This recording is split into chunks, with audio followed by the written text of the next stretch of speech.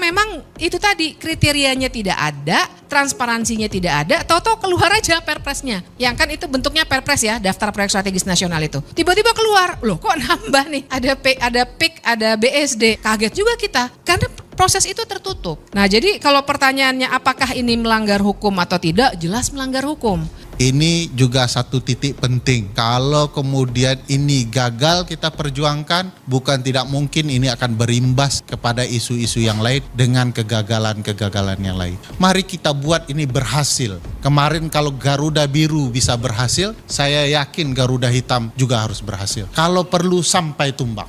Coba bayangkan seorang wakil presiden kampungnya mau digusur, rakyatnya dia diam. Berarti siapa yang di atasnya? Kan clear sekali. Kampungnya Ma'ruf Amin, Tanara itu, saya kemarin ke sana, itu ditawar hanya Rp30.000 per meter. Sawah tambak, itu kampungnya Ma'ruf Amin. Bapak dan Ibu bisa bayangkan sebangsa dan setanah air, kampung wakil presiden tidak bisa berteriak melawan oligarki. Itu praktik. Tanya apa kabar baik, gitu. Padahal sebenarnya tidak baik-baik saja. Karena kita memang merasa bahwa hari-hari ini Indonesia sedang tidak baik-baik saja. Terima kasih buat yang sudah hadir hari ini. Saya lihat ada beberapa teman mahasiswa dari berbagai perguruan tinggi ya. Ada dari mana? UIN ya, ada UIN Jakarta ya. Tadi saya lihat ada UNJ, ada teman ada mahasiswa dulu belum sampai ke nelayan. Ya. Mahasiswanya belum selesai disapa ini dari Trisakti dan sebagainya hadir di sini. Terus kemudian tadi betul ITB juga ada hadir di sini. Jadi nah nih baru giliran ada masa nelayan dari aktivis buruh, dan buruhnya ini buruh dari yang juga langsung berkaitan dengan berhadapan dengan PSN ya di Banten ya. Ini teman dari Agra ada hadir. Terus biasa ini emak-emak ini ya, kalau kalangan emak-emak aspirasi juga hadir, aktivis kami Koalisi Aksi Menyelamatkan Indonesia, juga teman-teman wartawan yang juga hadir hari ini. Selamat datang, selamat bergabung dalam diskusi kali ini, dan temanya saya sudah jelas gitu. Temanya disebutkan bahwa proyek swasta jadi PSN, rakyat versus oligarki. Dan kalau kita ngomongin rakyat jadi oligarki ini sekarang ini mungkin banyak orang terfokus pada PIK ya, Pantai Indah Kapuk 2 ini, dan kita lihat di situ ada satu orang tokoh yang namanya Said Didu yang dia kalau dalam ini dikenal dulu tampil ke gelanggang walaupun hanya seorang. Nah gitu ya, dia tampil sendirian, dan kita di sini akan menunjukkan solidaritas kita terhadap Said Didu bahwa Anda tidak sendirian.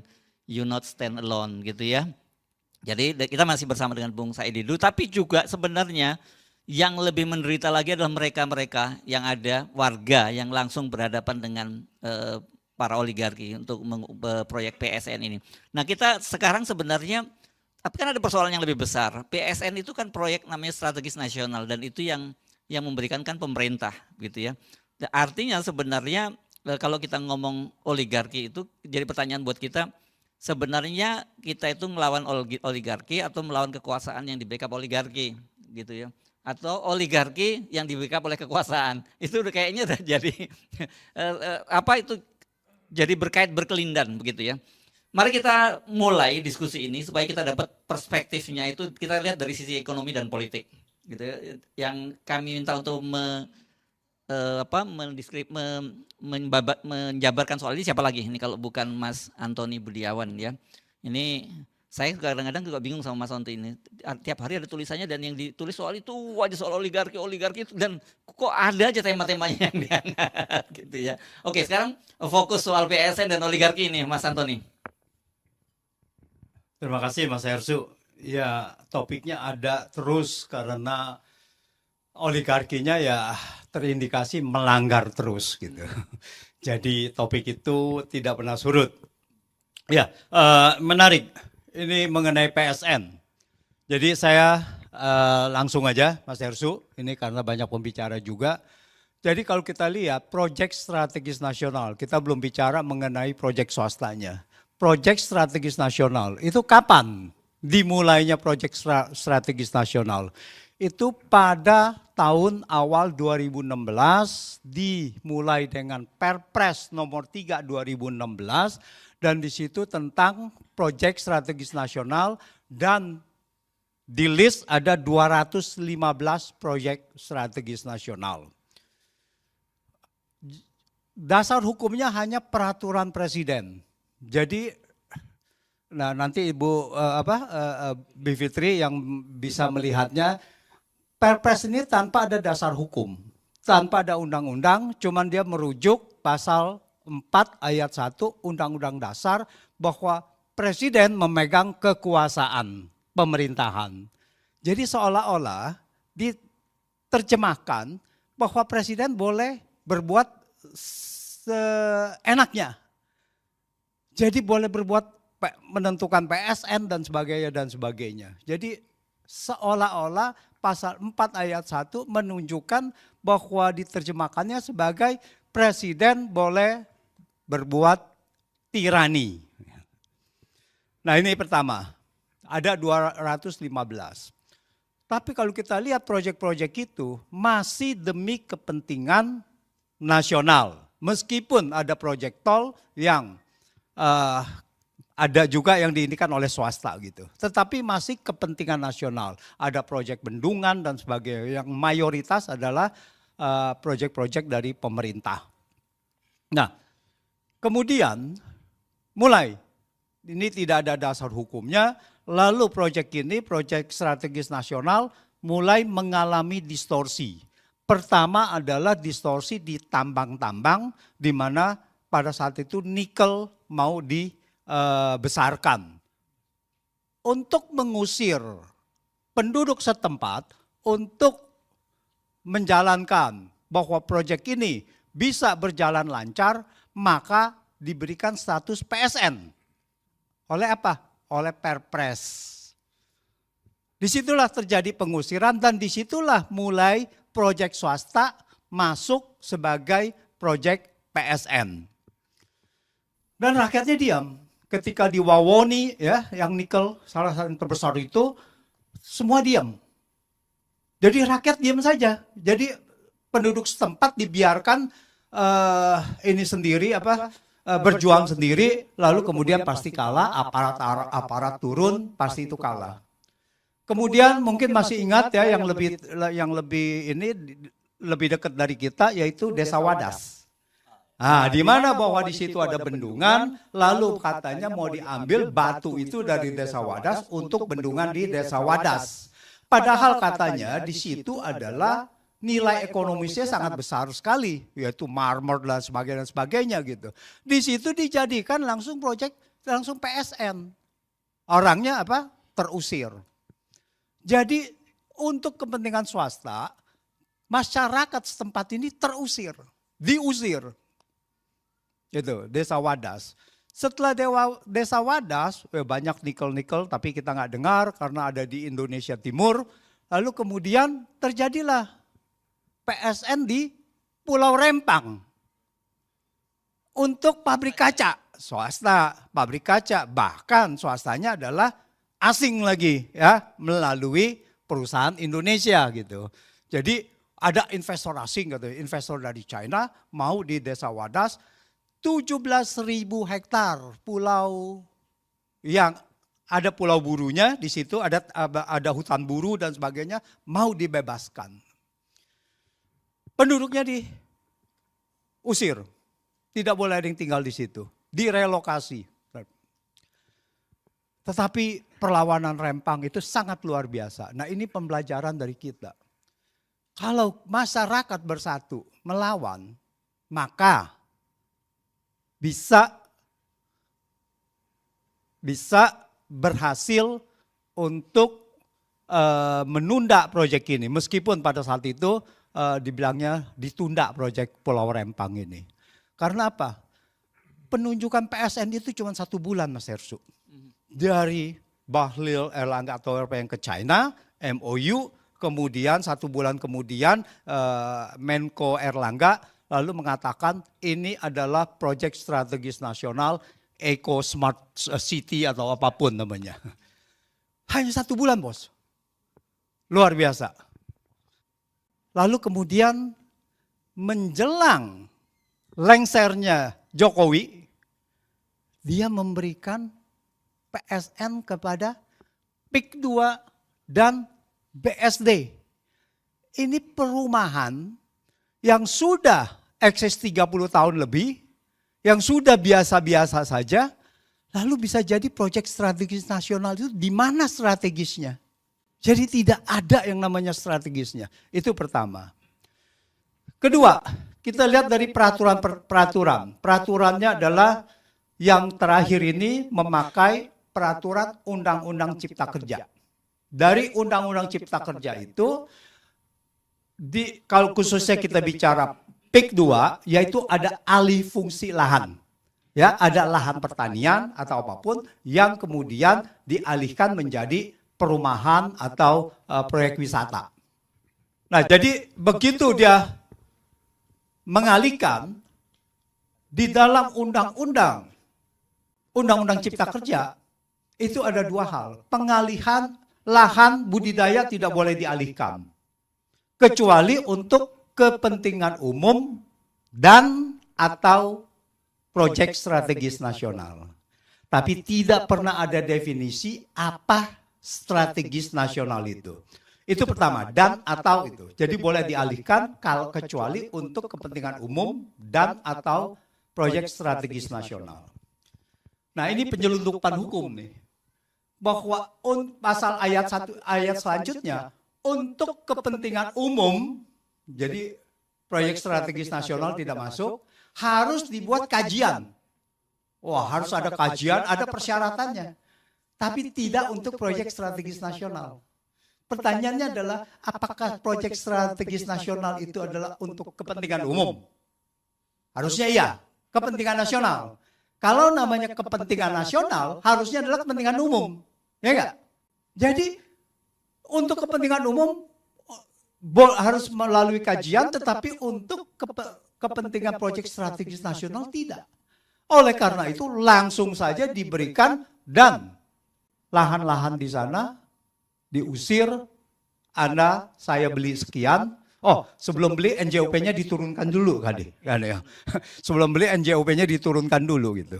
Nah, ini bagaimana NJOP bisa diturunkan gitu ya untuk membeli dengan harga sekian, kalau tidak mau digusur, kalau tidak mau dikriminalisasi.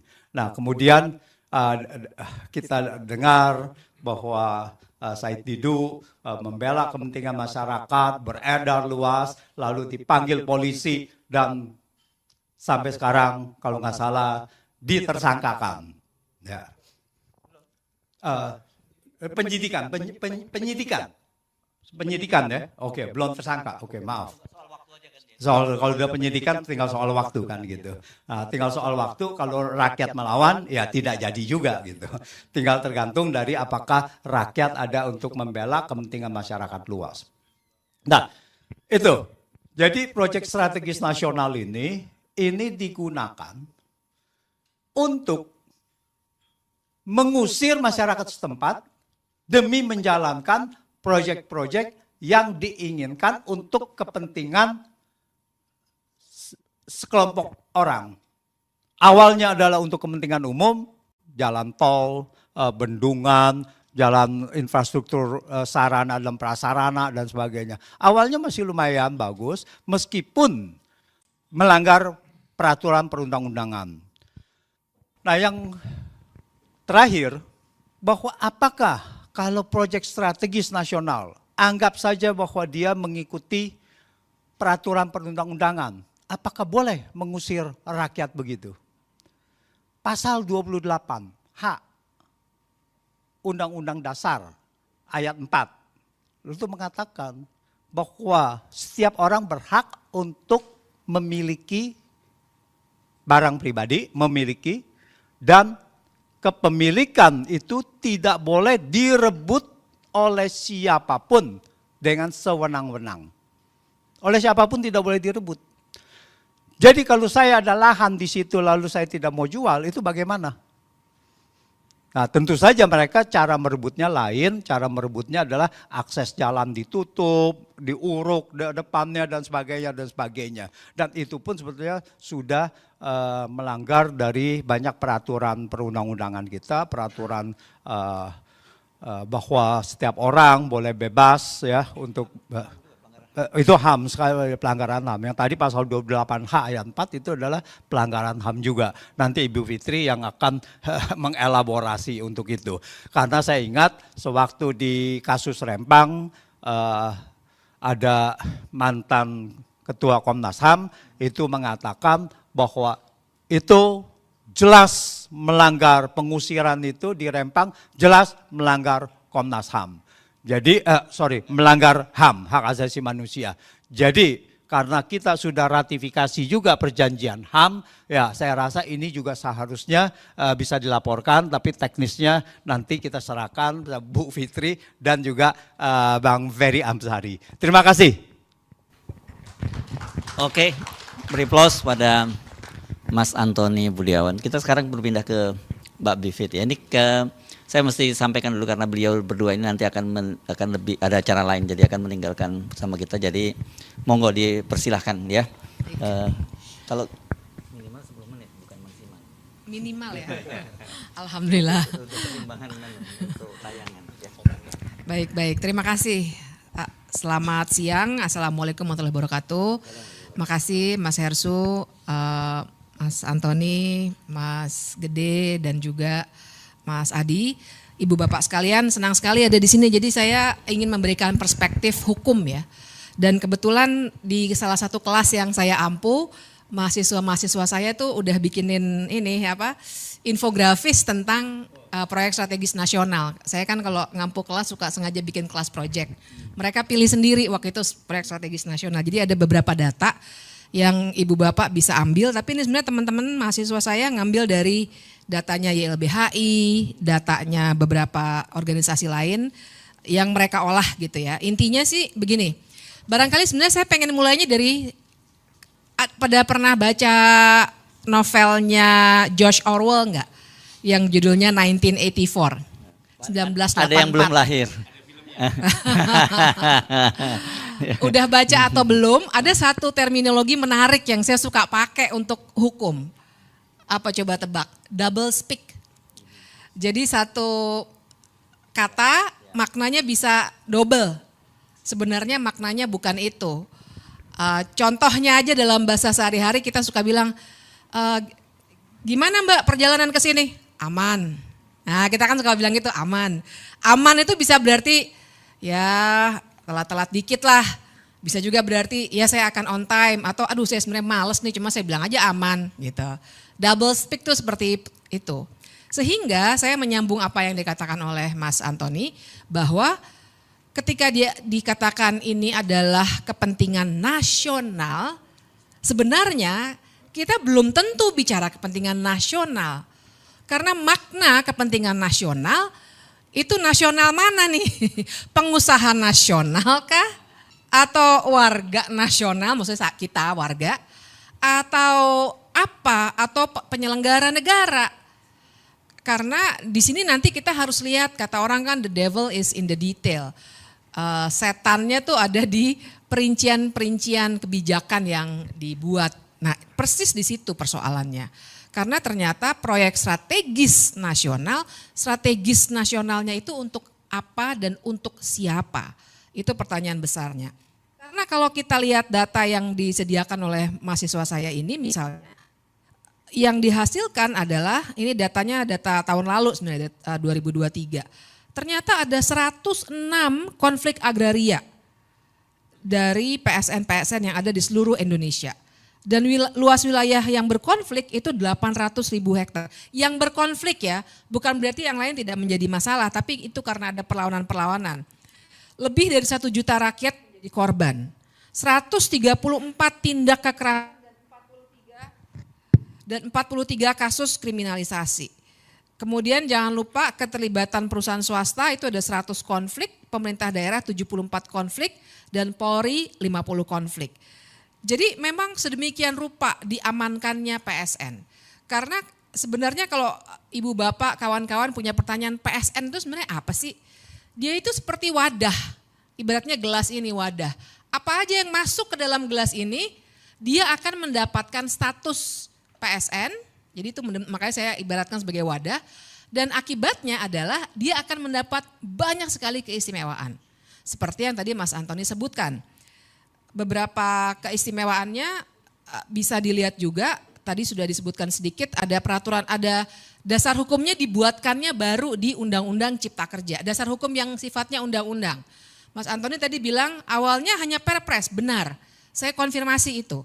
Hanya perpres yang cantolannya langsung ke Undang-Undang Dasar dan itu seharusnya tidak boleh setelah reformasi. Karena ada perapihan peraturan perundang-undangan dengan undang-undang tentang pembentukan peraturan perundang-undangan.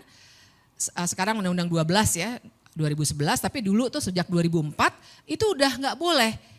Karena dulu itu Soeharto pakai kepres buat banyak hal. Saya tahu persis itu karena kebetulan penelitian pertama yang saya lakukan selepas saya, sebenarnya belum lulus kuliah waktu itu, adalah kepres-kepres yang disalahgunakan oleh Soeharto. Dan sebagian dari penelitian yang saya hasilkan bersama kawan saya, waktu itu jadi dasar salah satunya gugatan ya untuk waktu itu Super Semar, Yayasan Super Semar.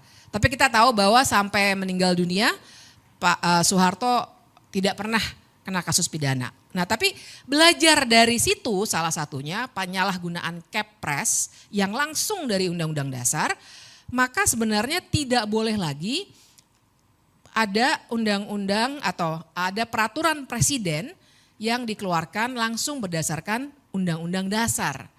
Nah itu kesalahan pertama. Kemudian kesalahan itu nampaknya dicoba diperbaiki atau diberikan fasilitas yang lebih, wadah PSN-nya itu dengan Undang-Undang Cipta Kerja. Kita semua tahu undang-undang itu keluar sebenarnya 2021, tapi kemudian dinyatakan inkonstitusional oleh MK, tapi kemudian dibuatkan perpunya lagi oleh Jokowi tahun 2022. Nah dari Undang-Undang Cipta Kerja itu keluar PP nomor 42 tahun 2021, isinya adalah atau tentang kemudahan proyek strategis nasional. Nah di sini nih gelas untuk wadah PSN itu dipoles sedemikian rupa sehingga kemudahannya luar biasa memang. Mulai dari izin, kemudian ada pengadaan tanah untuk kepentingan umum, itu ada perpresnya juga Ibu Bapak, bahkan kemudian dibuatkan yang khusus untuk PSN atau di bawah Undang-Undang Cipta Kerja dipermudah lagi, sehingga akhirnya akan sangat mudah mulai dari fasilitas pembiayaan, perizinan, pengadaan tanah untuk kepentingan umum, tuh double speak lagi kan, kepentingan umum yang mana nih, kemudian beberapa perizinan lainnya lah, karena kita tahu untuk memulai suatu proyek kita akan berbicara soal dokumen yang luar biasa banyak begitu ya. Dan jangan lupa kita berbicara di sini bukan sekedar bahkan bukan hanya Wadas atau Rempang, tapi kita berbicara soal mulai dari sirkuit Mandalika, Bendungan Bulango Ulu, Gorontalo, tol Padang Pekanbaru, kawasan ekonomi khusus Gresik, PLTA Pinang, banyak sekali daftarnya. Kalau di Google sebenarnya bakal ketemu langsung semuanya.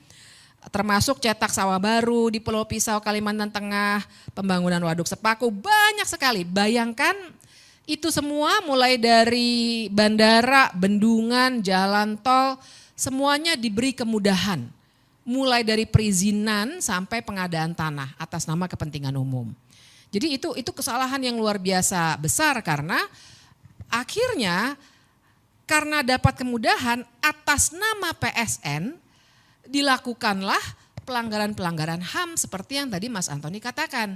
Jadi atas nama PSN kalau lihat kasus di Pulau Rempang itu misalnya diusirlah masyarakat adat yang sebenarnya sudah tinggal di situ sejak nenek moyang mereka, bahkan sejak Republik Indonesia belum menjadi Republik Indonesia, diambil tanahnya atas nama PSN dan kemudian kalau mereka menolak dan akhirnya terjadi konfrontasi dengan aparat keamanan, akhirnya digunakanlah gas air mata secara berlebih-lebihan. Kalau waktu itu Ibu Bapak ingat sampai anak-anak kecil di sekolah-sekolahan itu sakit matanya, pingsan dan lain sebagainya. Apakah itu pelanggaran HAM? Iya, karena penggunaan gas air mata secara berlebihan dan menyakiti orang lain, apalagi anak-anak, itu merupakan pelanggaran hak asasi manusia yang harusnya diusut lebih lanjut begitu. Nah, jadi itu situasi yang terjadi. Dan kalau begini, mungkin ada pertanyaan juga, kenapa sih perlu ada PSN? Dan kenapa baru pas zamannya Jokowi aja, mulai 2016 itu ada PSN? Saya kira kita semua tidak anti total pada pembangunan. Tapi masalahnya adalah bagaimana pembangunan itu dilaksanakan. Nah, PSN itu adalah konstruksi hukum, jadi saya ibaratkan dengan gelas ini, wadah, konstruksi hukum yang dibuatkan untuk memberikan keistimewaan. Nah, masalahnya adalah siapa yang bisa masuk ke dalam wadah ini itu tidak jelas prosedurnya. Nah, disinilah terjadi misalnya, kok tiba-tiba sebuah, kita sebut saja dua yang tadi Mas Antoni sudah sebutkan, dua proyek yang sebenarnya sudah jalan dari lama sekali ya, PIK, BSD, ya itu teman saya juga banyak yang tinggal di BSD udah lama dari 20 tahun yang lalu.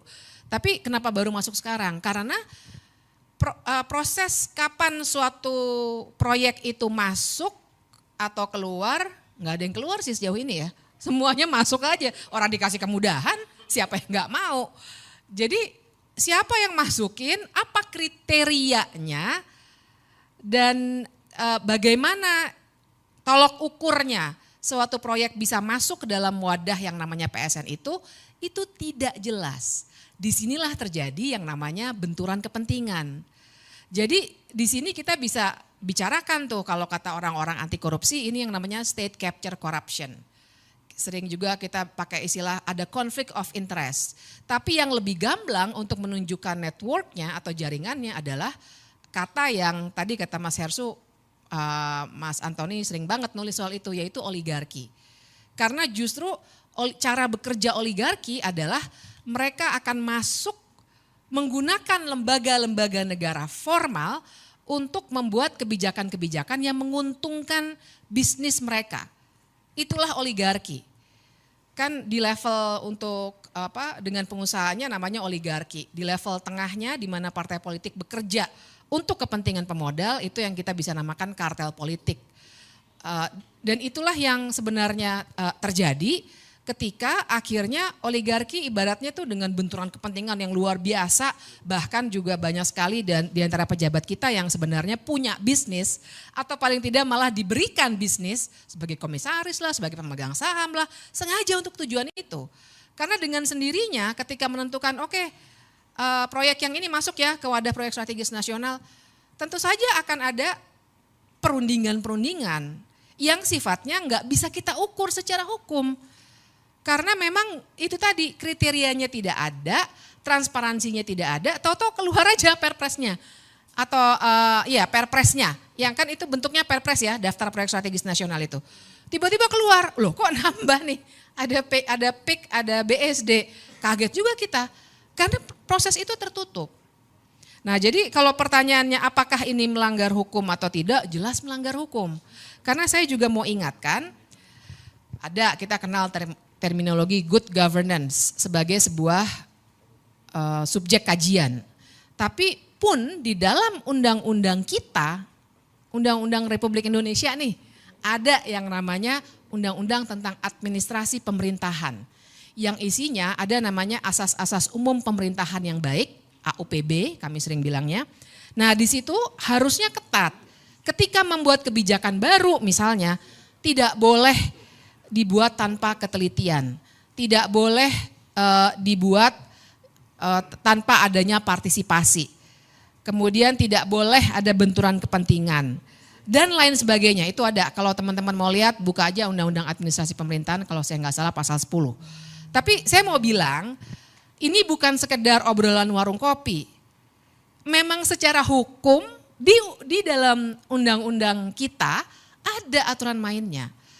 Salah satunya tadi AUPB, tapi lebih dari itu ketika ada pelanggaran-pelanggaran pengambil alihan tanah dengan kekerasan, terus orang yang mempertahankan tanah dilempari gas air mata atau dihadap-hadapkan dengan aparat kepolisian ataupun tentara, itu juga sudah melanggar hak asasi manusia. Jadi luar biasa mudorotnya tuh daripada manfaatnya sangat-sangat luar biasa timpangnya. Manfaatnya saya nggak bisa bilang ini memang manfaat buat warga, karena ternyata yang akan lebih diuntungkan adalah orang-orang yang pemilik modal itu, yang seringkali kita kategorikan atau kita analisis sebagai oligarki. Nah, kira-kira begitu gambarannya. Barangkali nanti kita bisa diskusi lebih lanjut soal proyek strategis nasional. Mas Yarso. Terima kasih. Aplaus untuk Mbak Bivitri.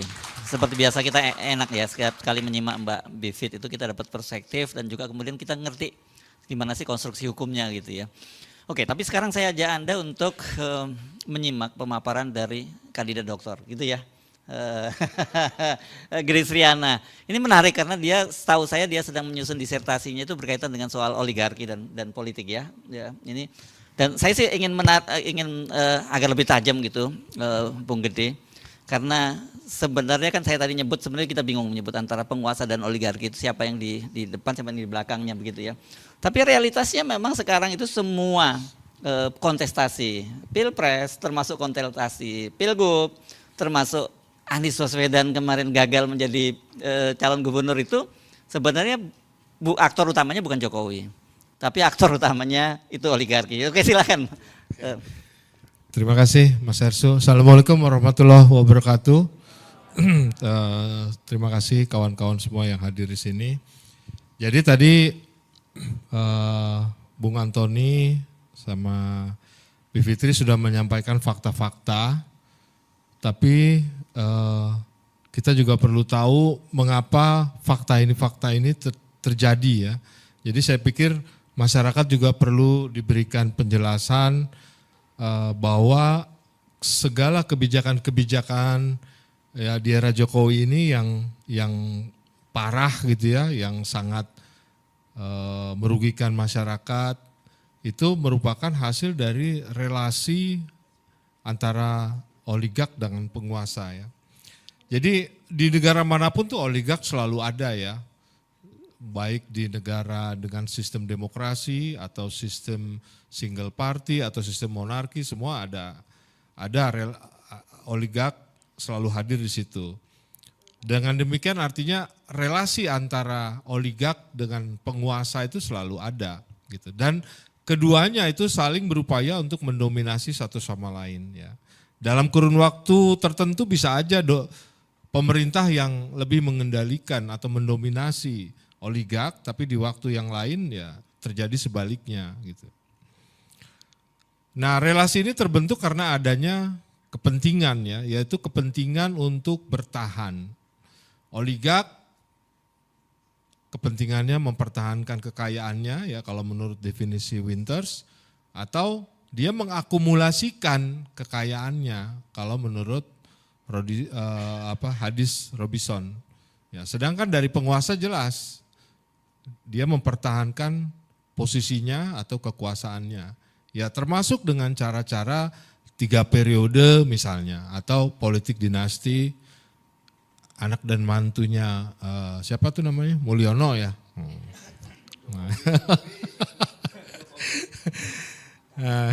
Nah sekarang kita pengen tahu siapa sih sebenarnya yang dimaksud dengan oligark. Oligark ini kalau saya ngeliat dari berbagai referensi, saya kelompokkan ada 3 ya parameter di situ. Satu, dia super rich, benar-benar sangat kaya kapitalnya ya. Kedua, dia menguasai struktur ya, struktur pasar di mana bisnisnya itu berada. Ya berarti dia ada kecenderungan di situ monopolistik ya di situ. Yang ketiga adalah kemampuan dia untuk mempengaruhi, gitu, mempengaruhi baik pejabatnya untuk menempati posisi-posisi tertentu, termasuk juga kebijakannya, gitu ya. Misalnya legislasi di pemerintah, ya, struktur politik, ya, partai-partai politik, ya, dia punya kemampuan untuk itu. Nah, disinilah perbedaannya antara oligark dengan elit. Ya. Elit belum tentu oligark, gitu. Kalau dia nggak punya kekayaan dan dia tidak punya bisnis yang dia menguasai struktur pasar di situ. dalam dinamika relasi tersebut ya, oligark dan pemerintah itu akan selalu berupaya saling mendominasi gitu ya. Tapi ini akan bergantung kepada 3 hal. Ya, 3 hal yang akan mempengaruhi bagaimana relasi tersebut terjadi. Yang pertama adalah ketimpangan basis kekuasaan. Jadi penguasaan misalnya penguasaan atas struktur ya, misalnya struktur ekonomi, politik, hukum maupun sosial gitu. Jadi ketika oligark menguasai struktur hukum, misalnya dia punya orang-orang di KPK, di MK, di MA, ya dia akan mampu mengendalikan pemerintah. Juga misalnya dia menguasai struktur politik di situ. Ya, dia menguasai DPR segala macam. Ya, dia pasti akan bisa mengatur legislasi yang terjadi atau yang dibahas di parlemen gitu.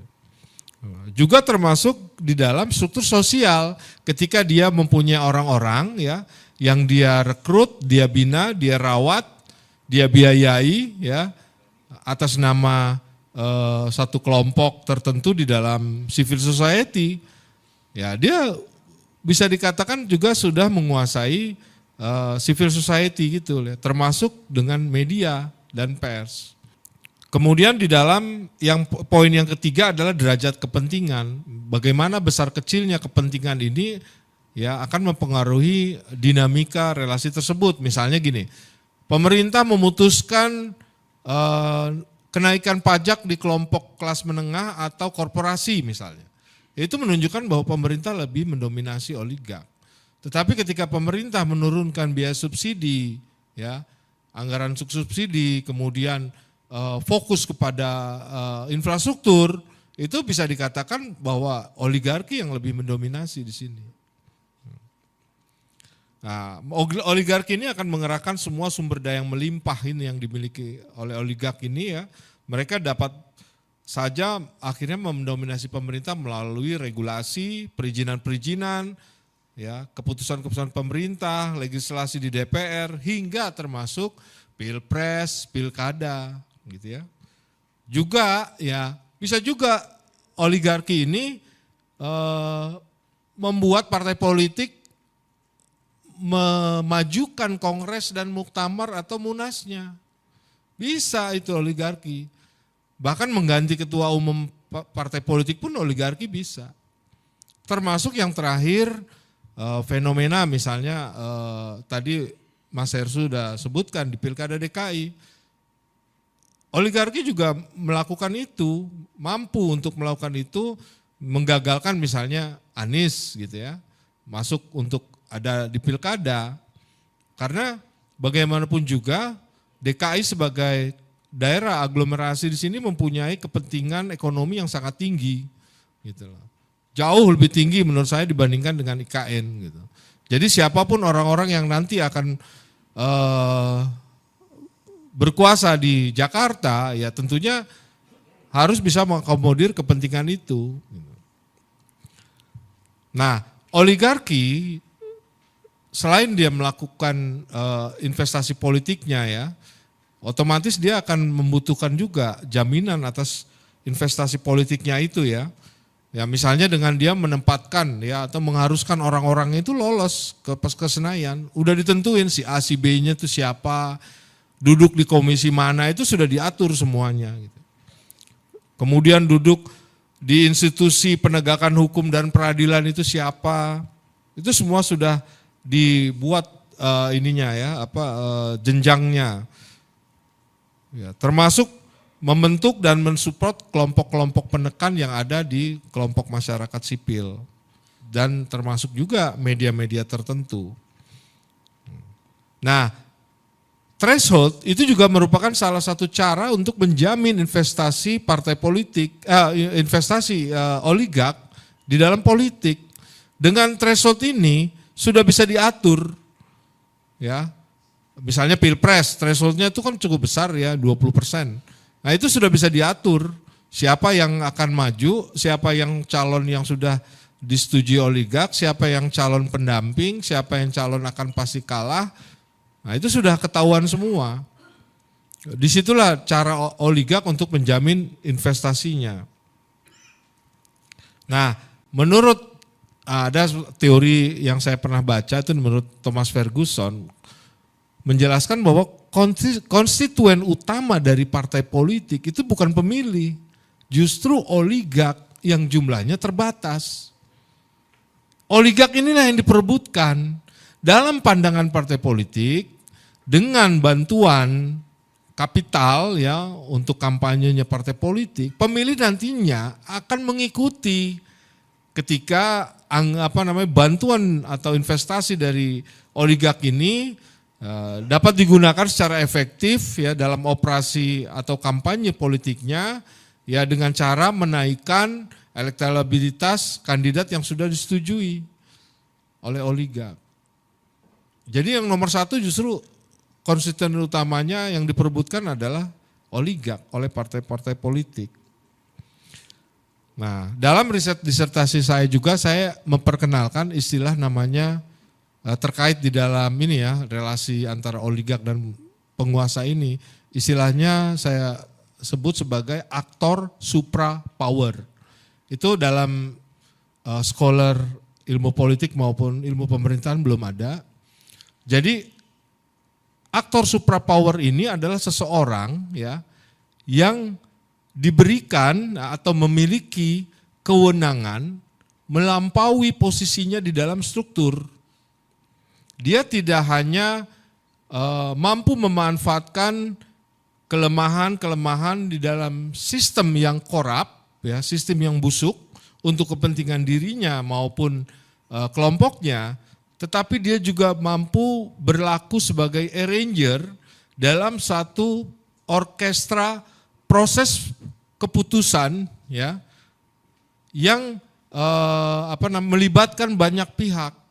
Dia mampu memerintah atau meminta atau mempengaruhi orang-orang yang berada di dalam bagian berbeda di dalam institusinya, bahkan melampaui atau melintasi institusi yang lain.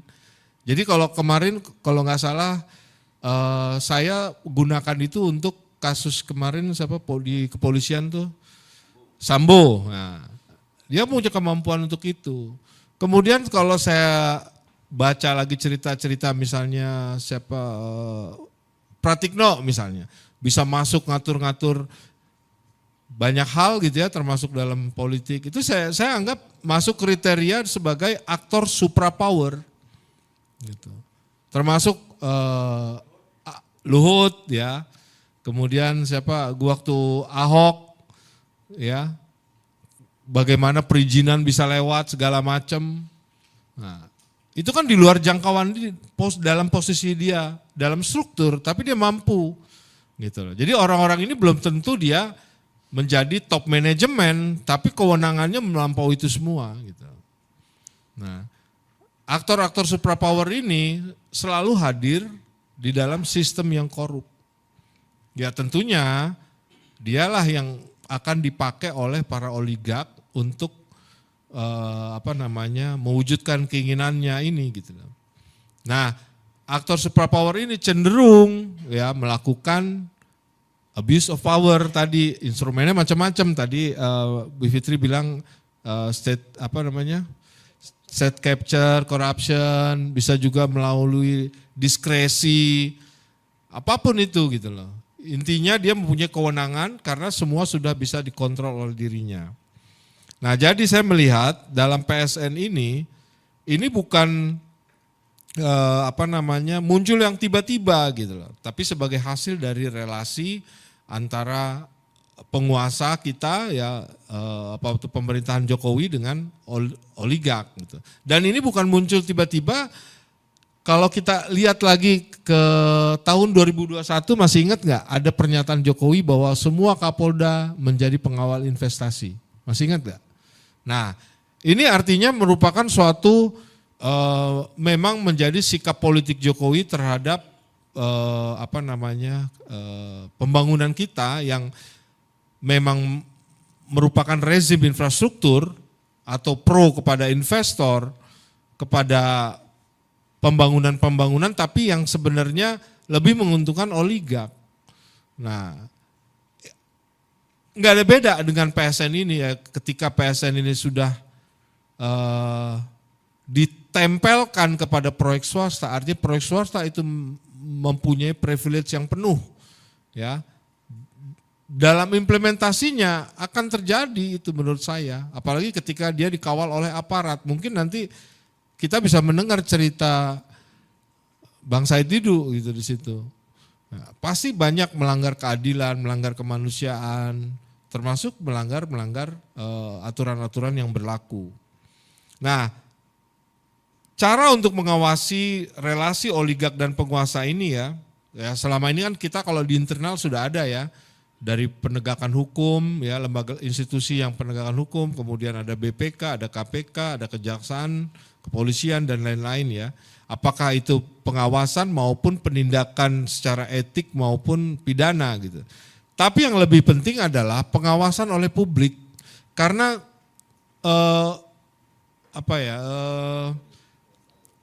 transaksi itu antara oligark dan penguasa itu bisa terjadi kapan saja. Di malam hari pun saat kita tidur mereka bisa bertransaksi. Dan institusi yang ada itu tidak akan mungkin melakukan pengawasan terus-menerus. Karena itulah publik, ya masyarakat sipil, media ini harus punya peran yang efektif gitu ya untuk mengawasi transaksi ini gitu ya. Nah, kalau di Indonesia kan masalahnya pengawasnya itu bagian juga dari nah ya. itu Gitu karena kan. itulah makanya publik yang harus berperan di situ. Karena tidak mungkin gitu loh kita mengandalkan, katakanlah dia mengawasi benar aja nggak mungkin setiap detik gitu loh. Nah, saya melihat bahwa mahasiswa dan elemen masyarakat lainnya ini harus mengambil langkah. Seperti ketika kemarin masyarakat itu datang ke DPR ya untuk mendukung putusan MK. Ya, itu sudah menjadi pelajaran buat kita bahwa penguasa dan oligark ini bukannya tidak bisa dilawan, bisa. Kalau masyarakat itu solid, ya masyarakatnya ini punya punya empati yang besar gitu ya. Dalam misalnya ketika Said Didu mau dikriminalkan gitu ya karena mempersoalkan PIK 2 menjadi PSN, ya ini harus didukung. Ya, ini bagian dari konsolidasi kita dalam agenda yang lebih besar lagi, yaitu kita menegakkan konstitusi. Ya. Kalau masyarakat tidak bersatu ya kita juga akan mengalami persoalan-persoalan yang seperti ini lagi gitu. Dan ini kan sudah banyak terjadi di Rempang, di Wadas, ya. Reklamasi kemarin, reklamasi Jakarta. Ini akan selalu berulang lagi. Karena oligark dan penguasa ini yakin bahwa masyarakat tidak pernah mau kompak dan punya soliditas yang tinggi. Oke, gitu aja Mas Hersu. Oke, terima kasih. Applause untuk Bang Gede Sriana Yusuf. Ini saya menambahkan sedikit memang soal oligark dan tadi disebutkan oleh Mas Gede bahwa itu bukan hanya terjadi di Indonesia, bahkan di Amerika yang negaranya sudah disebut sangat modern dan demokratis pun itu praktek-praktek semacam itu terjadi. Hanya saja bedanya itu saya melakukan riset juga di Amerika itu bahwa anggota senat itu lebih banyak menghabiskan waktunya bertemu dengan kelompok-kelompok lobby ketimbang ketemu konstituennya.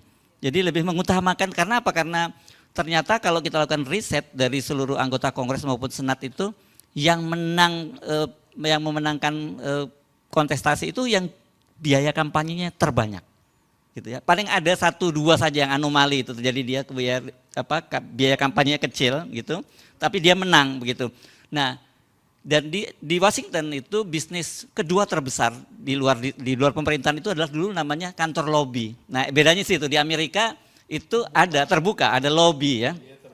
Ya lobby itu terbuka, itu bisnis terbesar di lobby itu resmi. Kalau di kita kan lobby nggak ada yang resmi ya. Jadi di bawah tangan semua.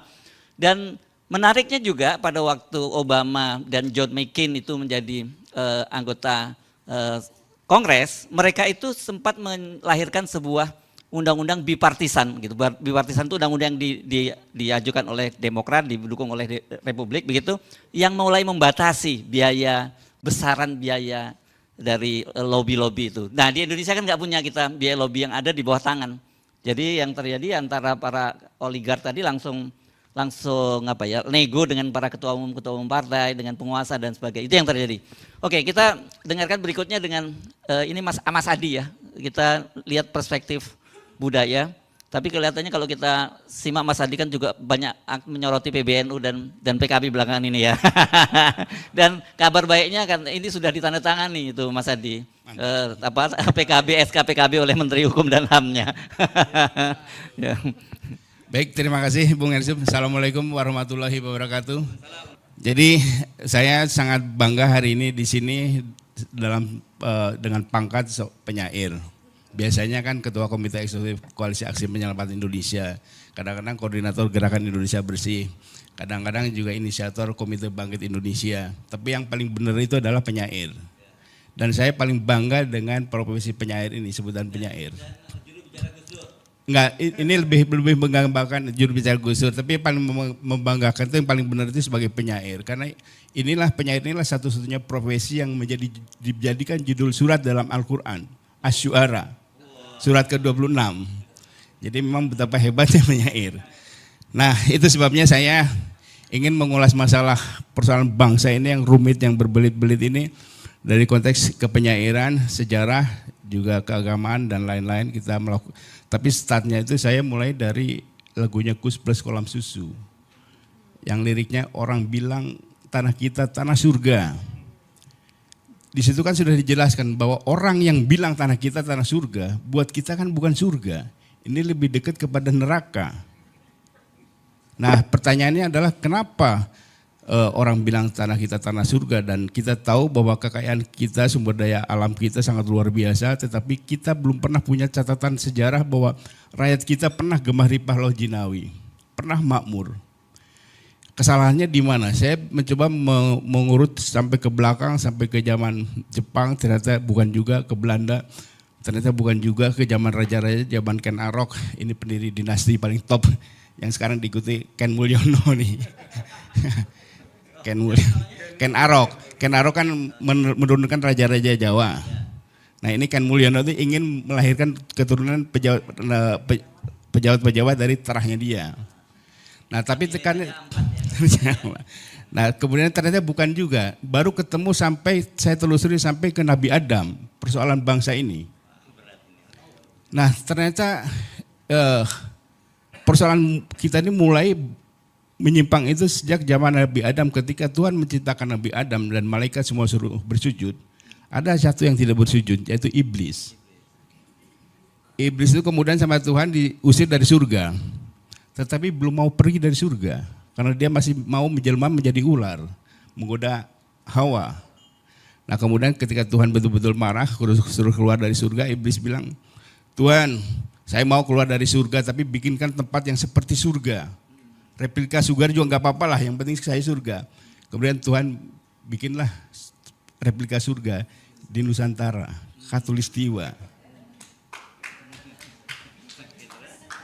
Nah kemudian iblis turunlah menguasai negara Khatulistiwa, berkuasa sepenuhnya, dan dia bercokol di istana-istana, mulai zaman raja-raja sampai istana sekarang ini. Iblis yang berkuasa di situ. Jadi kira-kira paus sekarang itu kalau perlu dalam bahasa Islamnya meru'yah gitu ya. Dan nggak bisa, nggak mampu. Oh nggak bisa ya. Tidak mampu.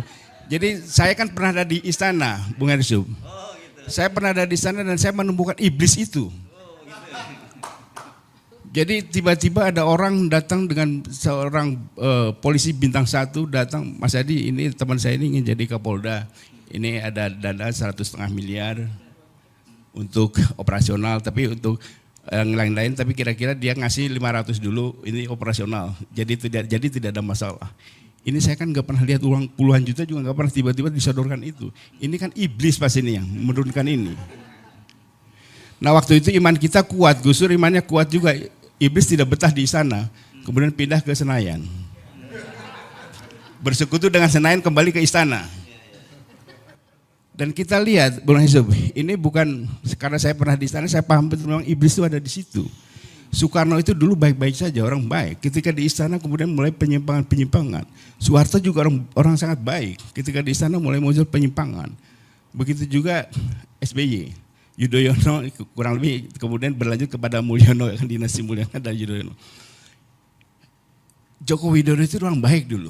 Dia janji anak-anaknya turut berdagang, tidak mau ke politik. Tapi karena iblis. Siapa lagi kalau bukan iblis yang menghasut itu? Jadi memang kekuatan iblis. Nah, oleh sebab itu ke depan itu kita harus memilih pemimpin yang imannya kuat, yang bisa melawan iblis. Kalau tidak, orang baik kayak Prabowo pun kalau di istana tidak kuat iman, dia bisa menjadi tergoda oleh iblis. Nah, ini bahayanya. Kemudian kesimpulan ini saya turunkan menjadi puisi. Sebelum masuk ke situ, saya baca dulu. Tapi nanti saya akan menyinggung juga soal oligarki dan lain-lain itu. Nah, jadi pendekatan itu kemudian melahirkanlah puisi. Saya kemas dalam puisi, judulnya Istana Iblis. Memandang Indonesia, nyium aroma surga. Daun-daun kelapa bergoyang-goyang sepanjang pantai, seperti kepak sayap-sayap malaikat.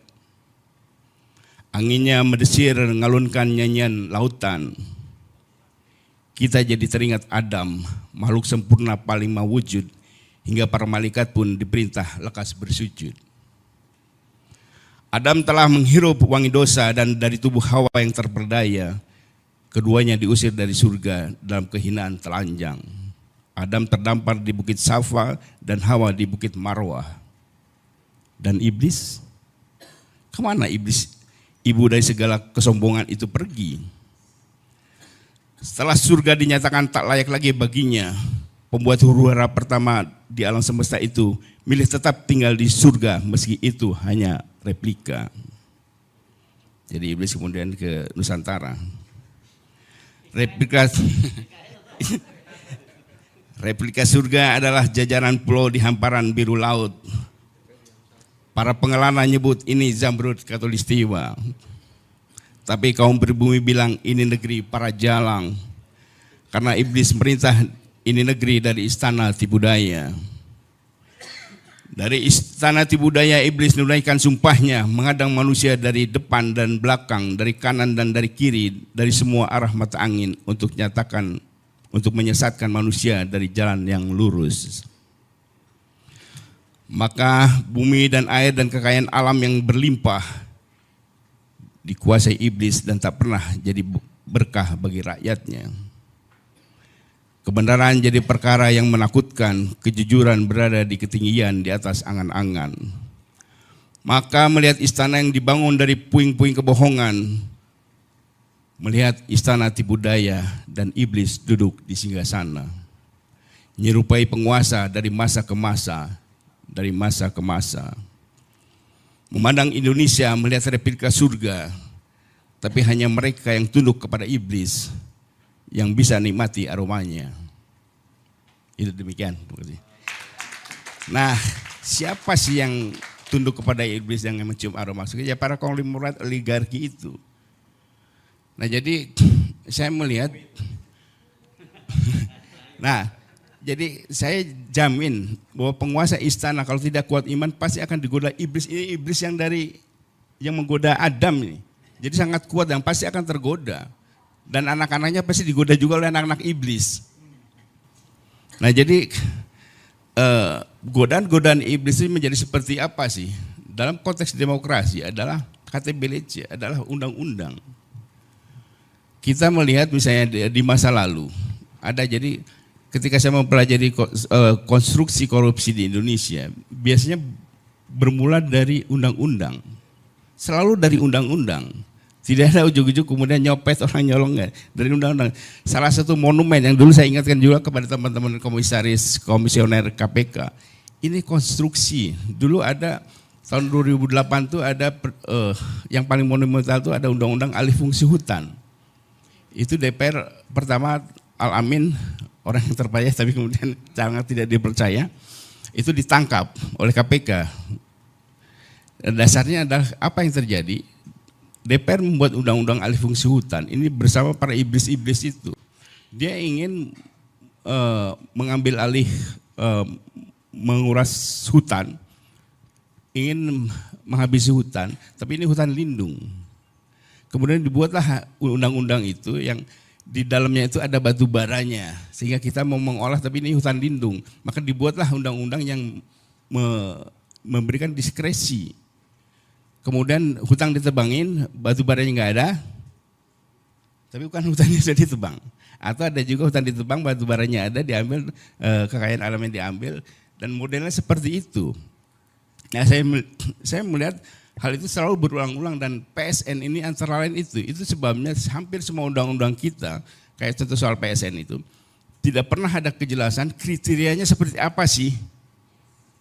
Siapa sih yang menentukan, tim mana, orang seperti apa yang menentukan soal kriteria ini, sehingga ini masuk PSN, ini alih fungsi hutan atau dan lain-lain. Nah ini tidak pernah, dan itulah permainan iblis. Dan disitulah uang itu mengalir. Godanya luar biasa, iblis itu bisa ngasih iming-iming pesawat jet, super jet, bisa 3 orang bisa terpukau. Jadi iblis yang ada di Indonesia ini memang iblis yang luar biasa. Di negara lain iblisnya iblis KW-KW aja, di sini yang orinya ini dahsyat luar biasa. Nah jadi konstruksi korupsi di kita selalu lewat undang-undang. Kemudian adalah ditiupkanlah bahwa kebijakan tidak bisa dipidana. Ini kan sinting. Policy itu bisa dipidana kalau crime policy jenisnya. Kebijakan itu bisa dipidana kalau kebijakan kriminal. Kebijakan yang didesain untuk kriminal. Nah jadi apakah PSN bagian dari itu? Ini harus ada audit forensik soal proses undang-undang itu. Dan kita kaji seperti tadi yang disampaikan oleh Bu Fitri, ada 106 konflik. Ini baru yang kajian teman-teman dari dimonitor dari online ya. Belum penelitian yang langsung, itu pasti hampir semua PSN itu menimbulkan masalah. Di masa lalu ada Kedung Ombo pertengahan tahun 80-an. Itu betul-betul memang untuk kebutuhan rakyat, untuk pertanian. Tapi Soeharto yang katanya sangar aja masih bisa diskusi, masih bisa didemo, masih bisa dihalang-halangi. Nah muncul gagasan model PSN ini ketika zaman rezim Yudhoyono. Ketika ada jalan tol, misalnya ada kayak tempo hari dulu itu ada jalan arteri di Pondok Indah, ada orang yang tidak mau digusur, ada tinggal satu rumah. Nah hal inilah kemudian yang menimbulkan para penguasa, para kontraktor memerlukan aturan yang bisa membypass ini. Nah waktu itu memang hanya sedikit, nah di zaman setelah Yudhoyono, di zaman Mulyono ini lebih sangat lagi, semua di bypass. Dan hampir tidak ada perlawanan karena rezim kita kan rezim demokrasi, dianggap kalau sudah ada undang-undangnya itu maka semua aparatur negara wajib melindungi undang-undang. Padahal undang-undangnya ini undang kriminal. Jadi kalau kita kaji kembali persoalan ini kita akan menemukan itu. Nah kemudian persoalan ini bisa lancar karena tadi yang disampaikan oleh Gede itu ada suprastruktur, suprapower. Suprapower itu bisa seseorang, bisa sekelompok orang. Dan ini memang biasa dipakai oleh rezim diktator atau rezim yang korup. Di masa lalu misalnya di zaman Hitler ada SS, itu pasukan yang supra pasukan yang bisa menghancurkan siapa saja. Di zaman Orde Baru ada Opsus, ada 2 orang yang paling top itu Ali Murtopo dan Sujono Humardani, itu supra powernya. Orang takut sama itu.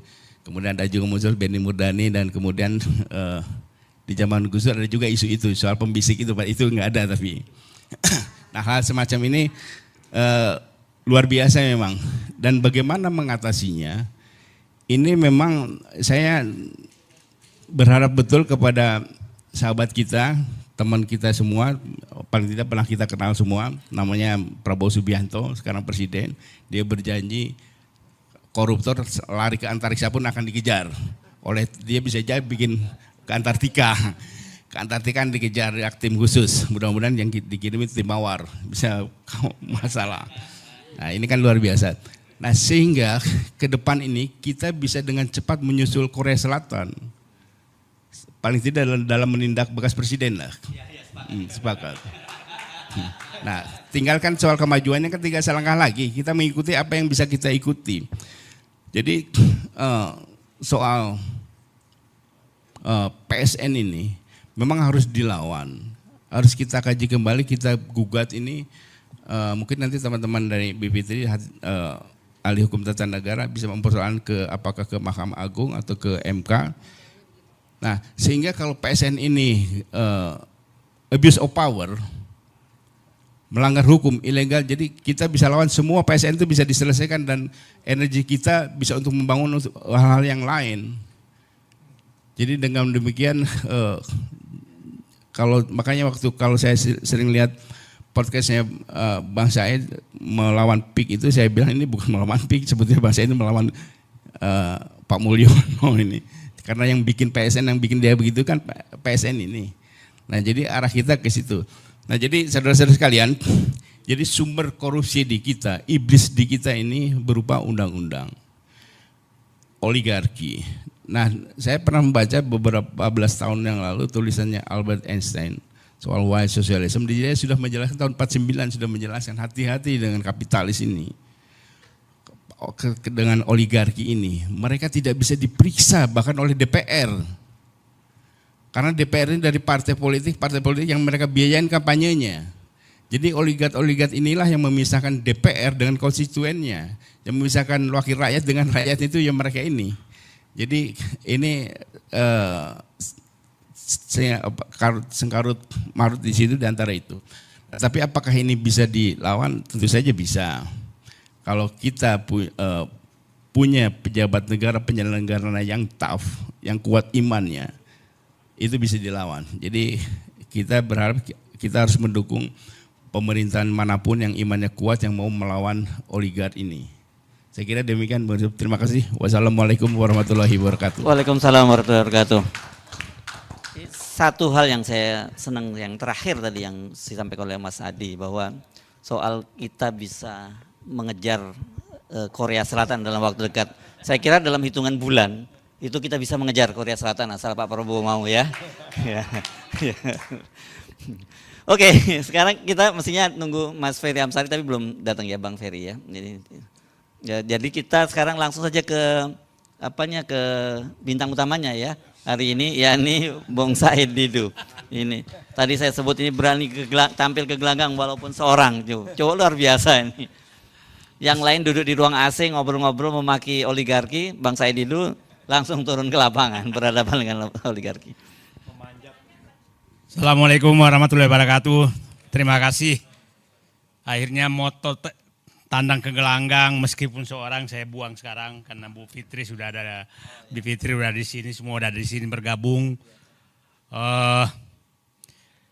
Sebenarnya yang semangat saya naik itu begini. Tanggal 6 Agustus, ini saya bicara apa di balik ini semua, ini baru saya membuka. 6 Agustus, saya ketemu seseorang yang saya tahu posisinya adalah penghubung politik antara oligarki dengan penguasa, dengan pengusaha yang mengendalikan kekuasaan dengan kekuasaan. Apa ceritanya ke saya? Dia kasih tahu semua skenario bagaimana Mulyono mau mengambil partai. Tanggal 6 Agustus.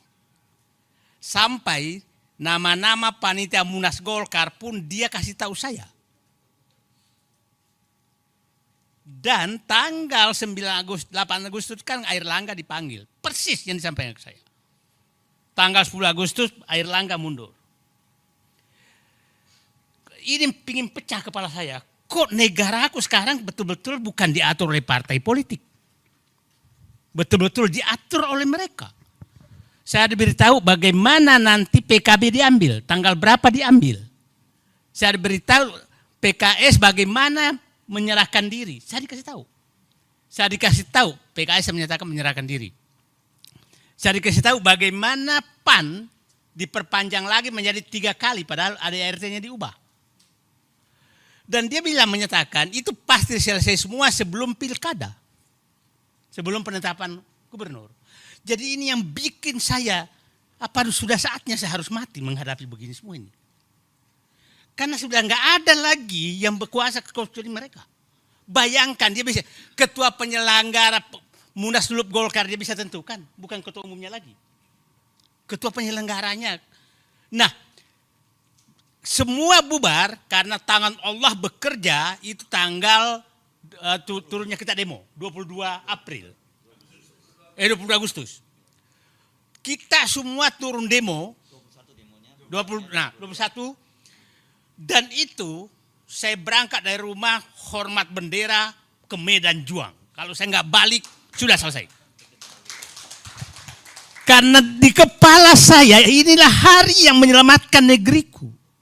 Kalau itu tidak terjadi, semua skenario Mulyono terjadi. Maka apa yang terjadi? Prabowo menjadi boneka Mulyono. Itu yang terjadi. Karena semua sudah diatur. Jadi tangan Allah bekerja tanggal 21. Tidak ada koordinasi apapun. Dan semua bergerak seluruh Indonesia. Kita tahu. Disitulah kita dapat informasi. Nasionalisme, patriotisme Prabowo muncul. Ini harus dihentikan. Ini harus dihentikan, maka diperintah ke dalam. Dan saya dapat informasi sebenarnya di dalam itu korum. Bukan nggak korum. Tapi patriotisme dan nasionalisme Prabowo menyelamatkan negerinya. Itulah saya katakan, saya bicara dulu sebelum masuk fakta-fakta di lapangan. Saya berharap Prabowo itu, Habibie itu, memuji, menjadi murid Pak Harto 30 tahun lebih. Tapi dia pada saat presiden menjadi Habibie yang lepas dari Pak Harto. Dan mengambil kebijakan yang berbeda dengan Pak Harto demi menyelamatkan bangsa dan negaranya. Saya berharap Prabowo kalau nggak bisa 100% Habibie ya 90% lah. Menjadi orang yang selamat datang. Oke. Saya sekarang masuk kepada praktek-praktek yang akan terjadi PIK 2 supaya kita punya gambaran. Saya ada 4-5 hal yang saya ingin jelaskan. PIK 2 itu apa sih? Yang kedua, aturan apa yang menyebabkan kezoliman dan ketidakadilan prakteknya di ini supaya kita ahli-ahli teori. Saya praktek saja fakta lapangannya seperti apa dan apa yang akan terjadi ke depan. Saya menyatakan PSN PIK 2 itu adalah praktek oligarki yang sangat nyata dan berlangsung sempurna apabila kita tidak ada yang turun. Saya turun ke bawah itu betul-betul hambatannya tidak ketulungan. Setiap orang yang saya foto dengan saya itu pasti besoknya akan dipanggil oleh aparat. Ya. Jadi saya turun, nah, kemarin saya turun lagi naik motor, saya ditelepon orang, Pak, saya minta Bapak jangan turun, Bapak lagi diincar. Udah kayak begitu sekarang. Jadi itu wilayah preman di 9 kecamatan. Itu sudah nggak ada pemerintah. Jadi maksud saya, ada wilayah yang pemerintah sudah nggak ada. Itu adalah wilayah PSN PIK 2. Wilayah PSN PIK 2 itu kan ditulis hanya 1.700 hektar. Menjadi 2.800. Tapi faktanya, semua wilayah di 9 kecamatan itu terpampang semua PIK 2. Bukan wilayah yang disebutkan. Nah, 9 kecamatan tuh mulai dari Kosambi, Teluk Naga, Paku Haji, Mauk, Sukajadi, Kemiri, Kronjo, Mekar Baru, itu 8 kecamatan adalah Kabupaten Tangerang. Tambah kampungnya Ma'ruf Amin itu Tanara, itu masuk, tapi Ma'ruf Amin pun diam. Coba bayangkan seorang wakil presiden kampungnya mau digusur rakyatnya, dia diam. Berarti siapa yang di atasnya? Kan clear sekali itu.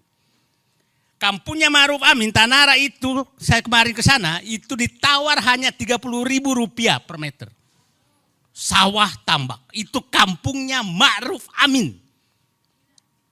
Bapak dan Ibu bisa bayangkan sebangsa dan setanah air, kampung wakil presiden tidak bisa berteriak melawan oligarki. Itu praktik, Pak. Jadi, nah orang boleh menyatakan ada pengacara besar, misalkan saya Didu bohong, saya punya rekamannya semua itu. Jadi jangan menganggap saya bohong.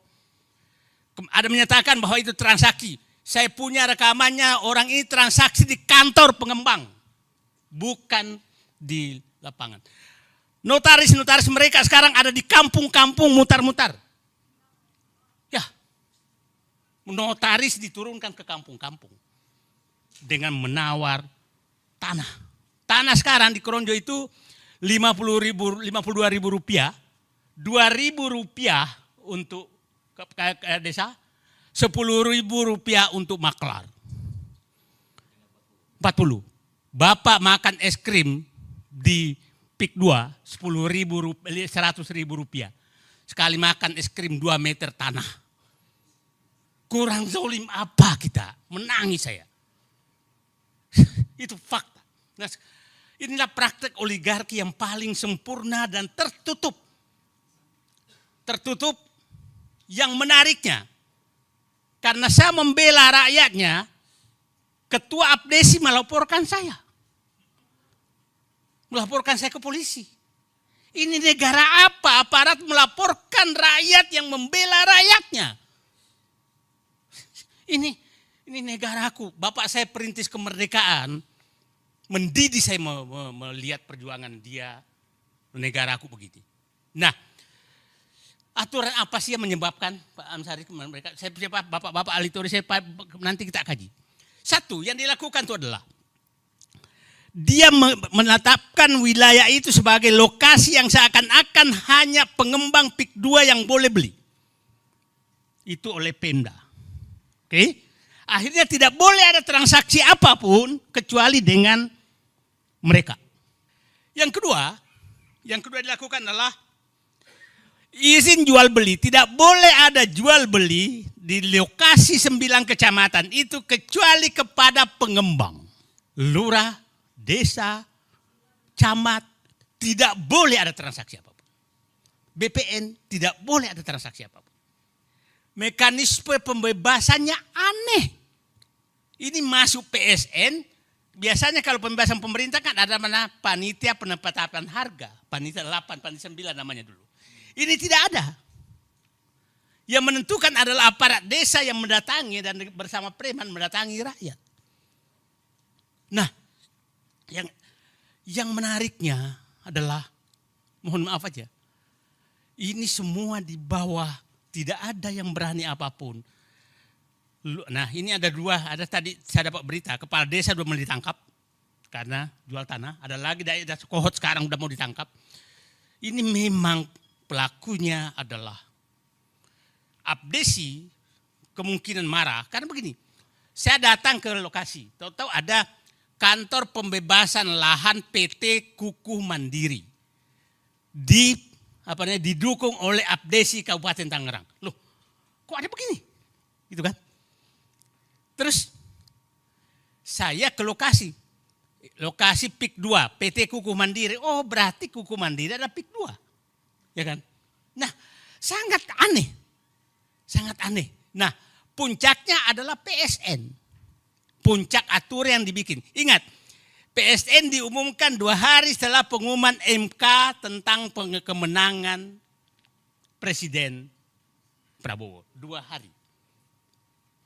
Dan kita sangat bisa menduga bahwa pelaku daripada ini adalah yang reklamasi gagal, yang ibu kota negara pelakunya juga sama, ini juga sama. Artinya kelihatannya setelah gagal di reklamasi Pantai Utara, dia pindah ke IKN Zong juga, maka dibayarlah dengan PSN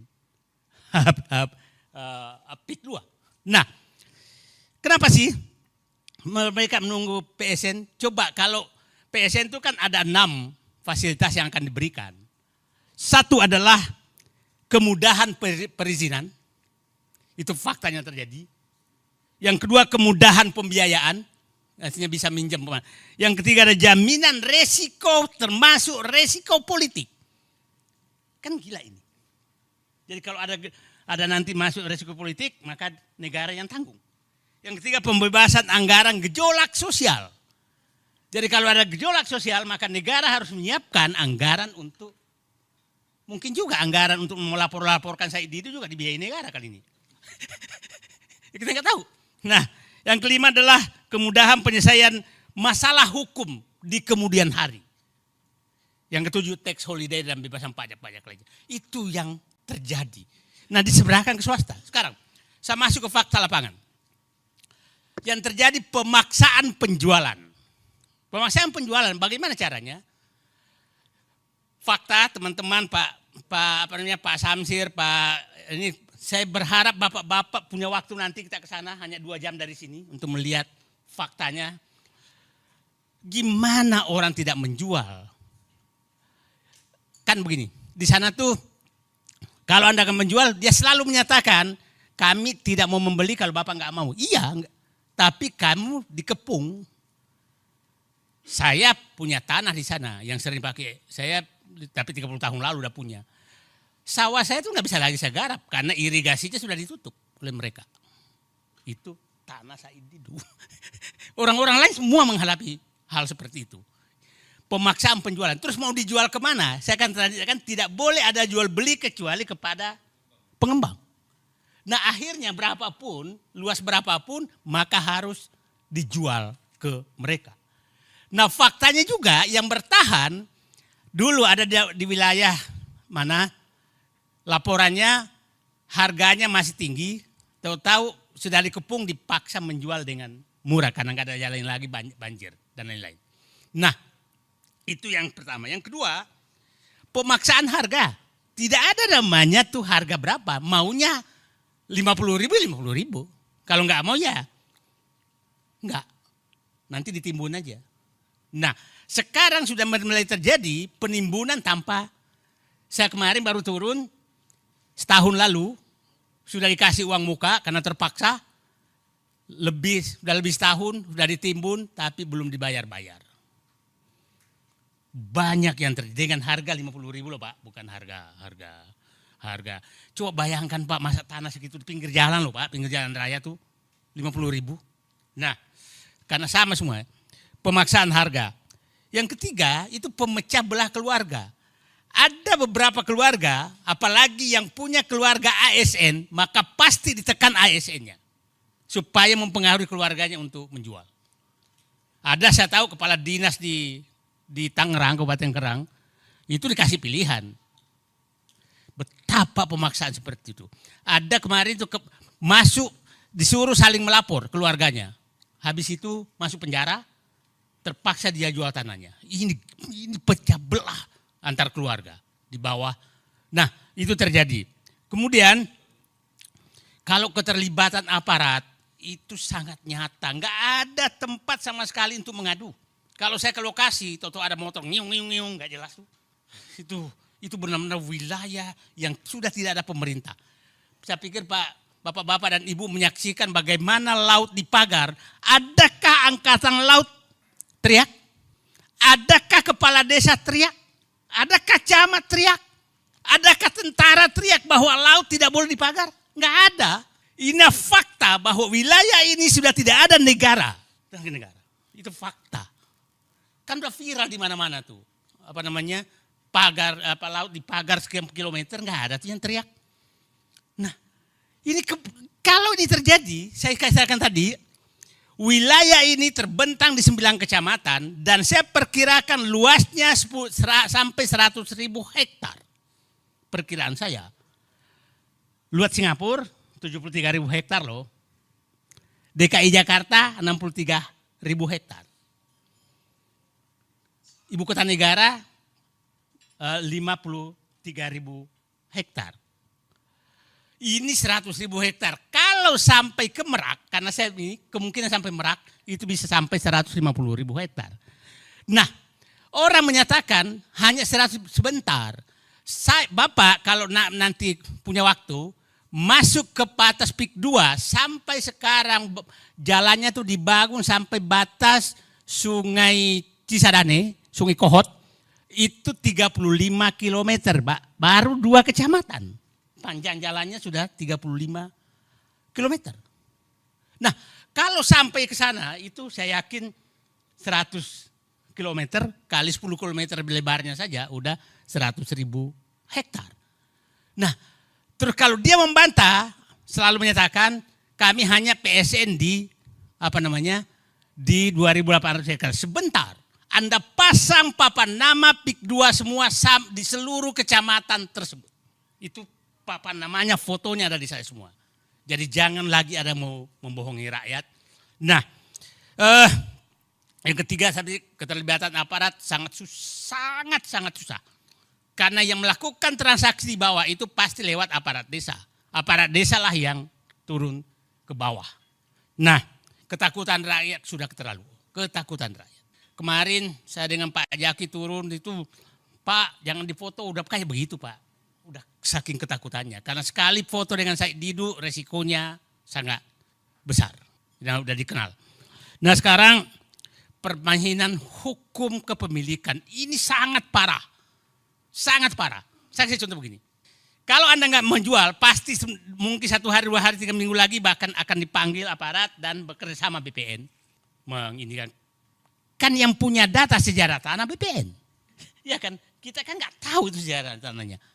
Nah, kalau udah kayak begitu, 2 kemungkinan, Bapak kehilangan atau mau negosiasi. Oke. Dan tidak sedikit warga, ada keluar di media itu, menyatakan tanahnya umpamanya 30 hektar. Tahu-tahu hanya menjual 10 hektar. Maka 20 hektar dipersoalkan untuk dipaksa dijual juga dengan harga yang lebih rendah. Itu terjadi. Tapi di sana banyak toko besar yang punya tanah luas.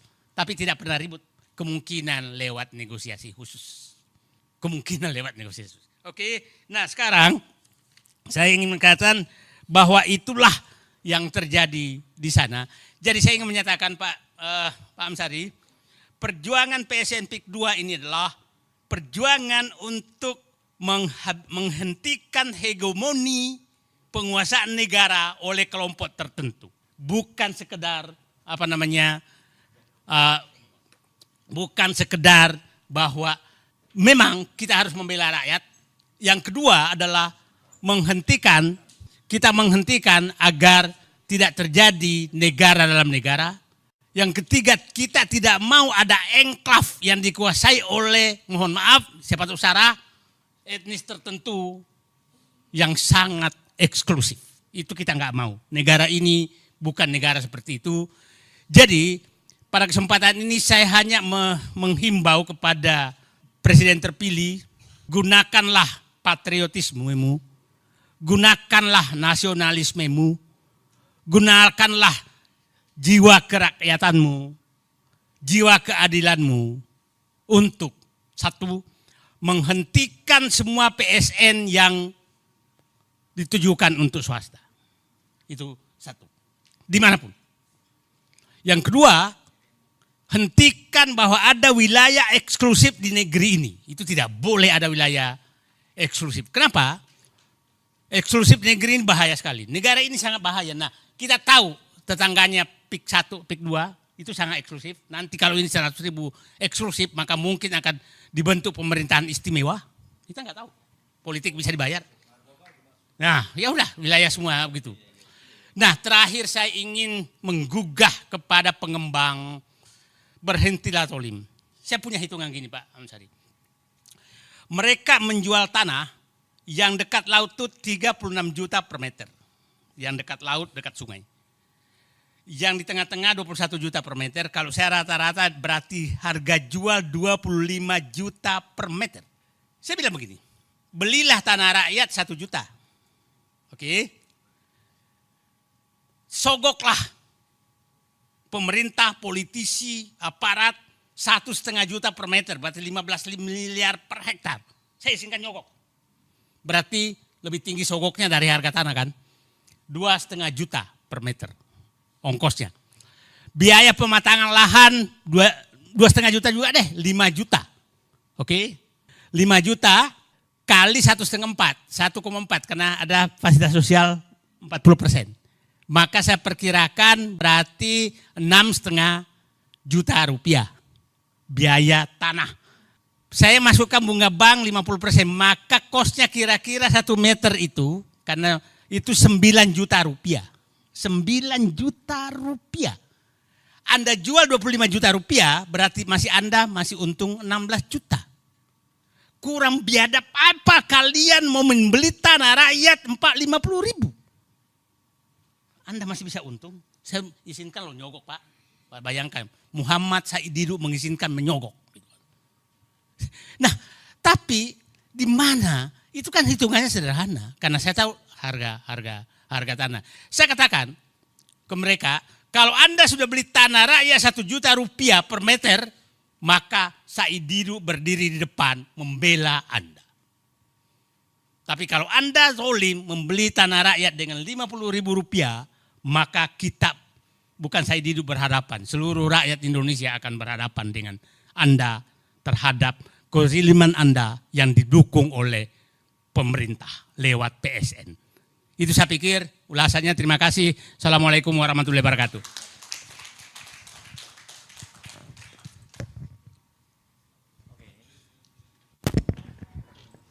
Ya, ini yang terakhir bergabung, jadi kesempatan juga terakhir tentunya. Bang Ferry, kelihatannya kurang sehat? Iya. Oke. Mudah-mudahan diberikan kesehatan dengan silaturahmi menjadi lebih sehat. Amin. Ya. Terima kasih Mas Hersu, Prof. Antoni Budiawan. Oh, diminta pindah ke sini supaya blocking kameranya enak. Bisa ya? Oke.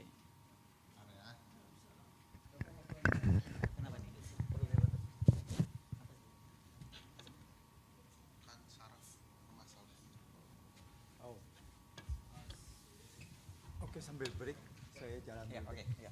Oke. Bung Ferry. Oke, gimana, udah bagus blocking kamera? Nah, penting itu. Oke, yuk.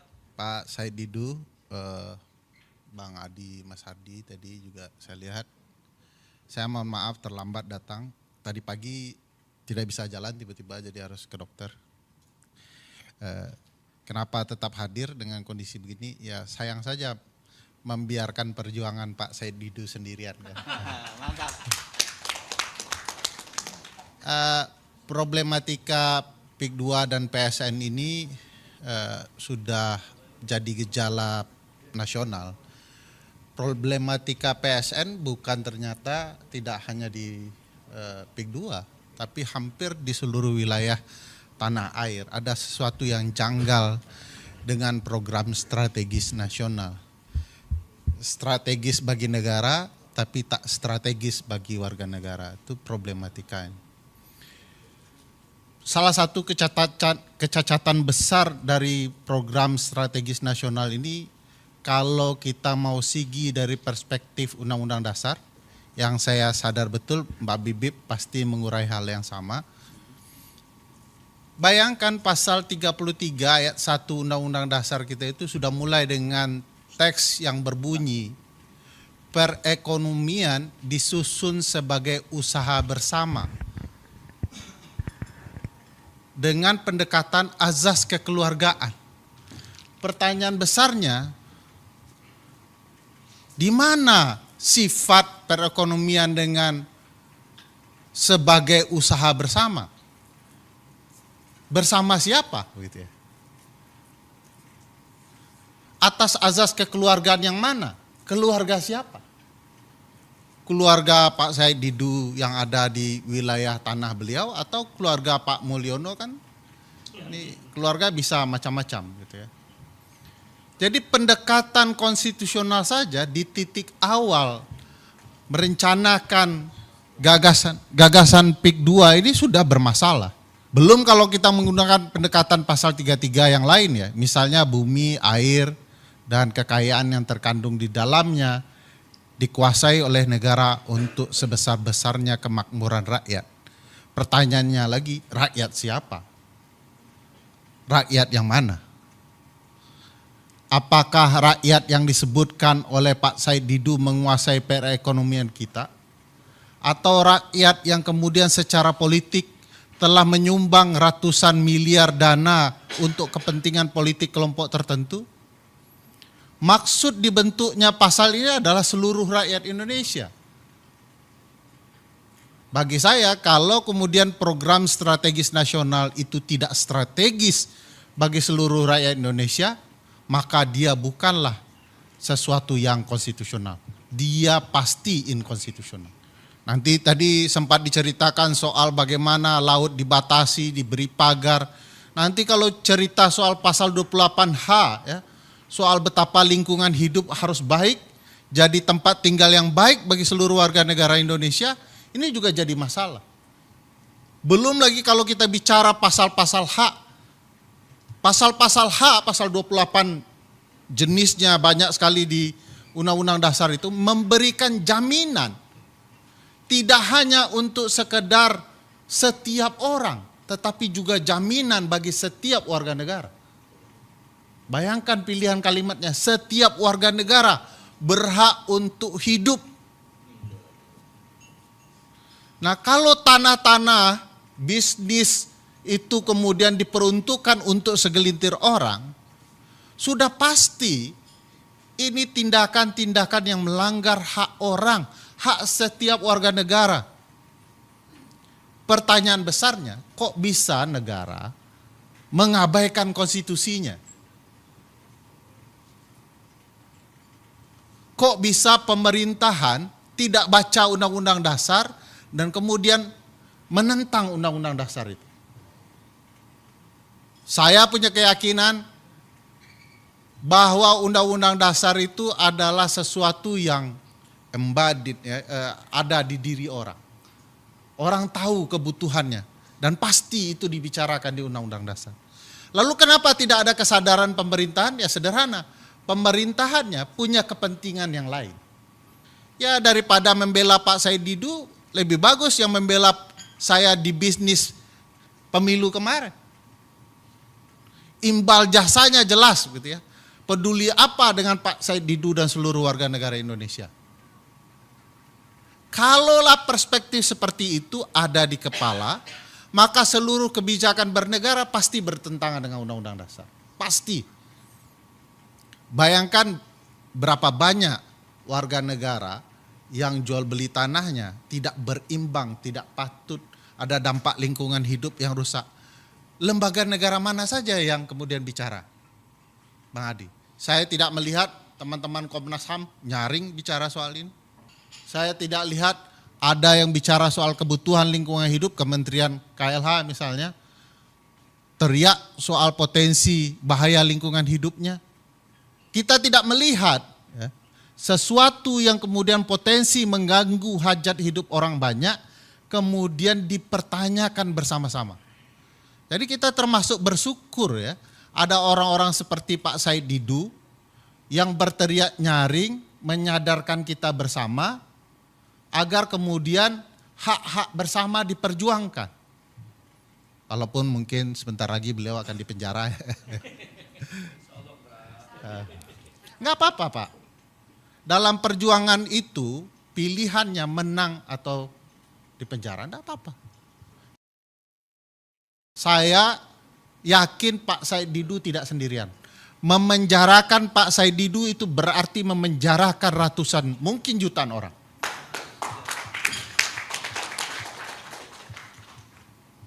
Kan kemarin sudah dapat pelajaran tuh. Publik diam-diam dipukulin terus, disakitin terus, tiba-tiba bak-bah ya, bergerak menyerang seluruh simpul-simpul politik ada di Republik. Dan belum berhenti. Kemarin Garuda Biru, September lambangnya Garuda Hitam. Itu mengindikasikan satu hal yang sangat penting menurut saya. Coba Anda bawa satu dari kami. Anda rasakan bagaimana pergerakan kami. Dan saya tidak terbayang kalau kemudian kesadaran orang bahwa apa yang dirasakan oleh warga negara yang ada di PIK 2 itu juga berdampak kepada hak kami, kepada lingkungan hidup kami, kepada kelayakan keluarga kami, kepada hak kami untuk berekonomi, lalu tiba-tiba mereka marah dan kemudian bergerak bersama. Saya tidak terbayang, ini siklusnya bisa simultan. Ya. Kemarin ada teman-teman mengatakan begini, ya, ini kebiasaan takut bicara mungkin, jadi mikrofonnya jauh terus. Kalau senior saya yang di ujung itu udah puas di penjara itu. Dan beliau bersedia menggantikan Pak Said Didu saya dengar. Saya pikir apapun ya, hari ini kalau kita tidak bergerak bersama, suatu waktu kita akan merasakan dampaknya ke kita.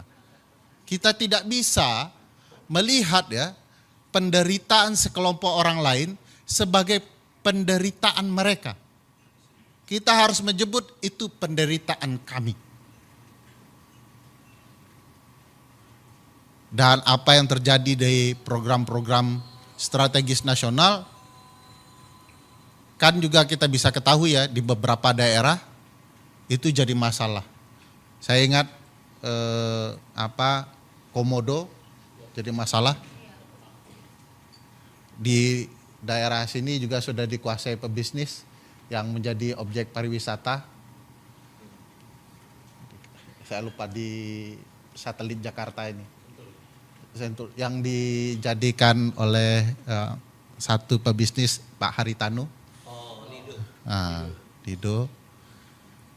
Nah, PIK 2 juga sudah kian besar dan saya pikir tanah yang dikuasai luar biasa. Saya tidak tahu ya apakah kemudian Jakarta dan sekitarnya begitu penting sehingga kemudian seluruh tanah mau diambil oleh kelompok bisnis tertentu dan nanti ibu kota dipindahkan gitu ya. Nanti rumusan bisnis itu akan juga ada di seputaran Jakarta. Menariknya, kawasan aglomerasi yang termasuk Pastipik di dalamnya, itu bukan kebetulan ya, dikuasai oleh wakil presiden kita ke depan. Menurut Undang-Undang Daerah Khusus Jakarta. Jadi bisa menarik juga ini ke depannya akan seperti apa. Dan Jakarta itu adalah kota dengan ratusan triliun uang yang bisa dikelola oleh siapapun termasuk oleh orang yang nanti akan menguasai kawasan aglomerasi. Jadi ada kepentingan bisnis luar biasa antara pebisnis dan yang berkuasa. Antara kita yang kemudian menonton bagaimana mereka dengan sombong ya, menggunakan kekuasaannya dan para penguasa yang tidak pernah melihat kita dan kebutuhan kita. Nah, menurut saya kalau secara konstitusionalnya ini sudah terang benderang, ada problematika, PSN tidak boleh melanggar pasal 33, pasal 28, pasal 28D soal kepastian hukum dan lain-lain, dan tidak boleh merugikan warga negara kita dalam hal dan keadaan apapun. Nah, saya merasa ya ini juga satu titik penting. Kalau kemudian ini gagal kita perjuangkan, bukan tidak mungkin ini akan berimbas kepada isu-isu yang lain dengan kegagalan-kegagalan yang lain. Mari kita buat ini berhasil. Kemarin kalau Garuda Biru bisa berhasil, saya yakin Garuda Hitam juga harus berhasil. Kalau perlu sampai tumbang. Gitu ya. Sekian, terima kasih. Assalamualaikum. Tadi disebut-sebut itu ada yang berpengalaman di penjara gitu ya. Coba kita minta ke depan dulu, Bung Jumhur untuk menyampaikan sesuatu. Diam-diam kita udah mulai curiga kalau dia diam-diam di pojok begitu kan. Ada mic di situ tuh. Silakan. Terima kasih. Bunyi ya? Enggak.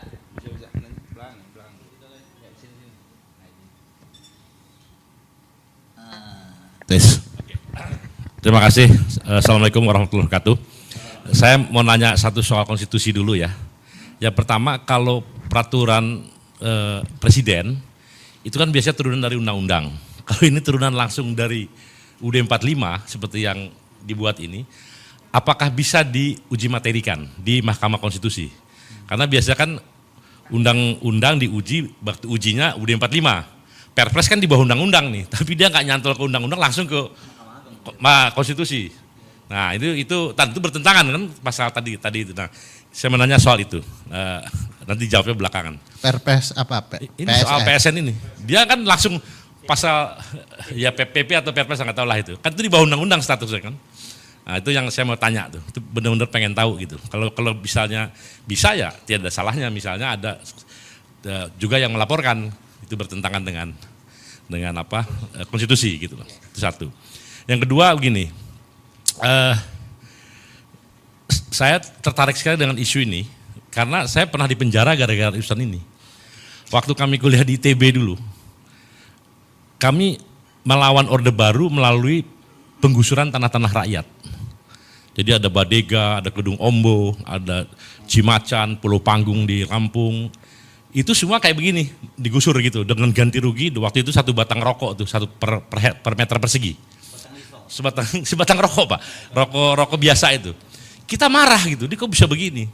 Nah akhirnya singkat kata kita ngelawan Orde Baru dan kemudian saya dan teman-teman di penjara 3 tahun. Nah sekarang ini berulang lagi gitu loh, berulang lagi. Waktu itu saya masih kuliah di ITB waktu itu. Mungkin kalau ada teman-teman mahasiswa nanti bisa mempelajari gerakan mahasiswa pada waktu itu. Sekarang muncul lagi dan saya mendalami lagi soal Max Havelaar yang kebetulan di Banten juga nih, di Lebak. Dulu itu dianggap penindasan Pak, tanam paksa hanya karena rakyat disuruh ngambil 20% lahannya untuk ditanami yang diatur pemerintah. Dan itu kemudian katakanlah dijual kepada pemerintah, kemudian itu ada bupati ya yang kemudian menyalahgunakan sebagian, akhirnya terjadi proses eksploitasi kepada petani. Itu zaman kolonial, tahun 1860-an. Nah sekarang bukan lagi desain, bukan 20% Pak, ini 100% hilang gitu loh. Tanah orang nih hilang di zaman Pak Said ya, ini hilang sama sekali. Dan jadi karena itu memang ini nggak masuk akal. Saya jadi wake up call saya, memang ini harus ada perlawanan, nggak ada lagi selain perlawanan. Dan perlawanan pertama saya usulkan forum ini menobatkan Said Didu sebagai Indonesian Edward Douwes-Dekker. Jadi Indonesian Multatuli. Karena yang satu di Lebak di Banten, ini juga di Banten juga. Nah, jadi kita panggil Pak itu Multatuli itu Pak, pejuang tuh Pak. Kalau dalam perspektif perjuang kemanusiaan. Nah, Multatuli Didu lah.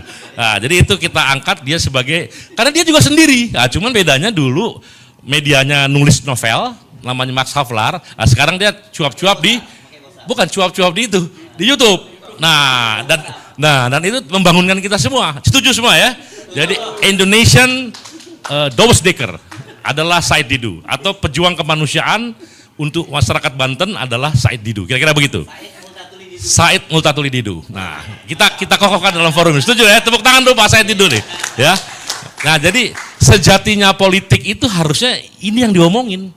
Sejatinya politik kan yang ngomongin soal-soal kayak gini harusnya. Jadi kita nggak boleh dilupakan pilpres, pilkada dan apa, tapi kemudian lupa hal-hal yang begitu penting. Jadi menurut saya mudah-mudahan saya bisa terlibat, Pak Said ya, bisa terlibat. Hah? Bisa ya? Ya alhamdulillah kalau pasti bisa, dan saya teman-teman di gerakan petani soal reforma agraria dan sebagainya, termasuk kaum buruh Pak. Kaum buruh juga sudah ada komunikasi yang cukup intensif bahwa cara-cara seperti ini adalah harus dilawan. Dan mudah-mudahan insya Allah ada keberhasilan. Terima kasih. Wassalamualaikum warahmatullahi wabarakatuh. Iya, kalau pengujian peraturan di bawah undang-undang, PP, Perpres dan lain-lain itu, Permen, Perda, ya bawanya ke Mahkamah Agung. Kayak Kaisang kemarin ya, yang putusan 23 itu. Kenapa ke Mahkamah Agung? Itu perintah Undang-Undang Dasar. Cuman kalau ke Mahkamah Agung itu yang meningkat itu iman kita, Bang Jumhur. Sebab begitu dimasukkan permohonan tidak ada persidangan. Jadi banyak aja berdoa sampai putusan keluar. Nah, itu makanya yang meningkat iman. Jadi lebih banyak teman-teman menyarankan ke Mahkamah Konstitusi, walaupun hasilnya belum tentu juga baik, tapi pertarungannya terbuka. Jadi kalau problemnya ada di PP dan Perpres, pasti ada sangkutannya dengan undang-undang. Pasti ada. Saya yang jamin Bang. Walaupun undang PP-nya tidak diperintahkan, dia PP dan Perpres itu bisa berdasarkan kewenangan. Nanti pasti ada undang-undang yang menyantolnya. Bagaimana supaya PP dan Perpres itu bisa mati dengan sendirinya? Ubah pemaknaan yang ada di undang-undang melalui pengujian terhadap Undang-Undang Dasar di Mahkamah Konstitusi. Sehingga kalau kemudian pemaknaannya dibuat pasti sesuai dengan kepentingan konstitusi, maka peraturan yang ada di bawahnya juga akan berimbas dengan sendirinya. Jadi biasanya kami melakukan begitu. Jadi tidak kemudian bergantung kepada Mahkamah Agung. Bukan tidak bisa ke Mahkamah Agung, tapi terlalu sunyi. Sunyi dalam artian kita nggak bisa tahu apa-apa di Mahkamah Agung itu. Jadi walaupun udah jelas ditafsirkan berbeda ada. Ya, banyak sekali. Umur ya. Udah jelas kan. Sudah jelas 40 bisa diturunkan kan begitu ya. Nah itu makanya sebagian dari kami selalu berupaya ke Mahkamah Konstitusi walaupun belum tentu menang. Tapi publik bisa mengetahui apa yang sedang terjadi dan cara berpikir hakim bisa dilihat. Di Mahkamah Agung begitu salinan petikan putusan keluar, belum tentu putusannya keluar. Kita tidak tahu apa argumentasi hakim sesungguhnya, lama sekali. Jadi ke Mahkamah Konstitusi menurut saya jadi pilihan, nanti kita bisa bacakan kira-kira nyantolnya di undang-undang mana. Kan bisa dikejar ya kalau PSN itu ternyata merugikan lingkungan, kita hajar di undang-undang yang terkait dengan lingkungan hidup. Kalau kemudian ada birokrasi administrasi pemerintahan yang bermasalah, di undang-undang PSN itu kita arahkan kepada pengujian undang-undang administrasi pemerintahan gitu ya. Jadi bisa ke sana nantinya. Jadi harus dibaca dulu yang Bang Jumhur maksudkan PP atau Perpresnya seperti apa. Nah, nanti kita akan arahkan ke undang-undang yang mana. Saya pikir itu. Terima kasih. Oke, terima kasih sekalian konsultasi hukumnya ini ya. Gratis lagi. Iya, gratis. Untuk perjuangan. Oke, tidak terasa kita sampai di ujung perjumpaan kita kali ini. Saya tahu sebenarnya masih banyak nggak puas, tapi lebih baik kita nggak perpanjang di forum ini. Nanti bisa mingle saja, langsung ngobrol di antara kita kalau ada yang perlu hal-hal yang ditanyakan ya. Kalau kita terus dilanjutkan ini akan sangat panjang. Sekali lagi terima kasih atas kehadiran Anda semua, dan paling penting buat kita itu terus menjaga semangat dan jangan pernah berhenti ya. Jangan pernah berhenti mencintai Indonesia ini. Jangan pernah berlelah untuk berjuang demi kebaikan bangsa Indonesia sampai iblis-iblis yang tadi dipaksa keluar dari surga itu hengkang dari Nusantara ini. Saya Rizwan Arif, sampai jumpa lagi. Assalamualaikum warahmatullahi wabarakatuh. Baik, saya tutup dengan puisi ya. Silakan puisi lagi. Dinasti. Barang siapa membangun dinasti menggunakan perangkat demokrasi, maka dia wajib dinista. Dinasti adalah panggung sirkus. Dinasti adalah panggung sirkus, sedang alat negara hanya sekumpulan badut. Jumpalitan di hadapan yang dipertuan, yang pandai menjilat bisa cepat naik pangkat. Tapi kepada rakyat mereka jahat, memamerkan semua tabiat buruk yang dimiliki manusia. Bohong, korupsi, adigang, adigung bikin rakyat bingung. Predator bagi keadilan, demokrasi, dan kesejahteraan rakyat. Dinasti adalah kotoran kediktatoran. Sedangkan diktator hanya sibuk bebaskan dirinya sendiri, membangun kemewahan bagi keturunannya, tapi tak pernah peduli pada nasib rakyatnya. Membangun jalan bebas hambatan, tapi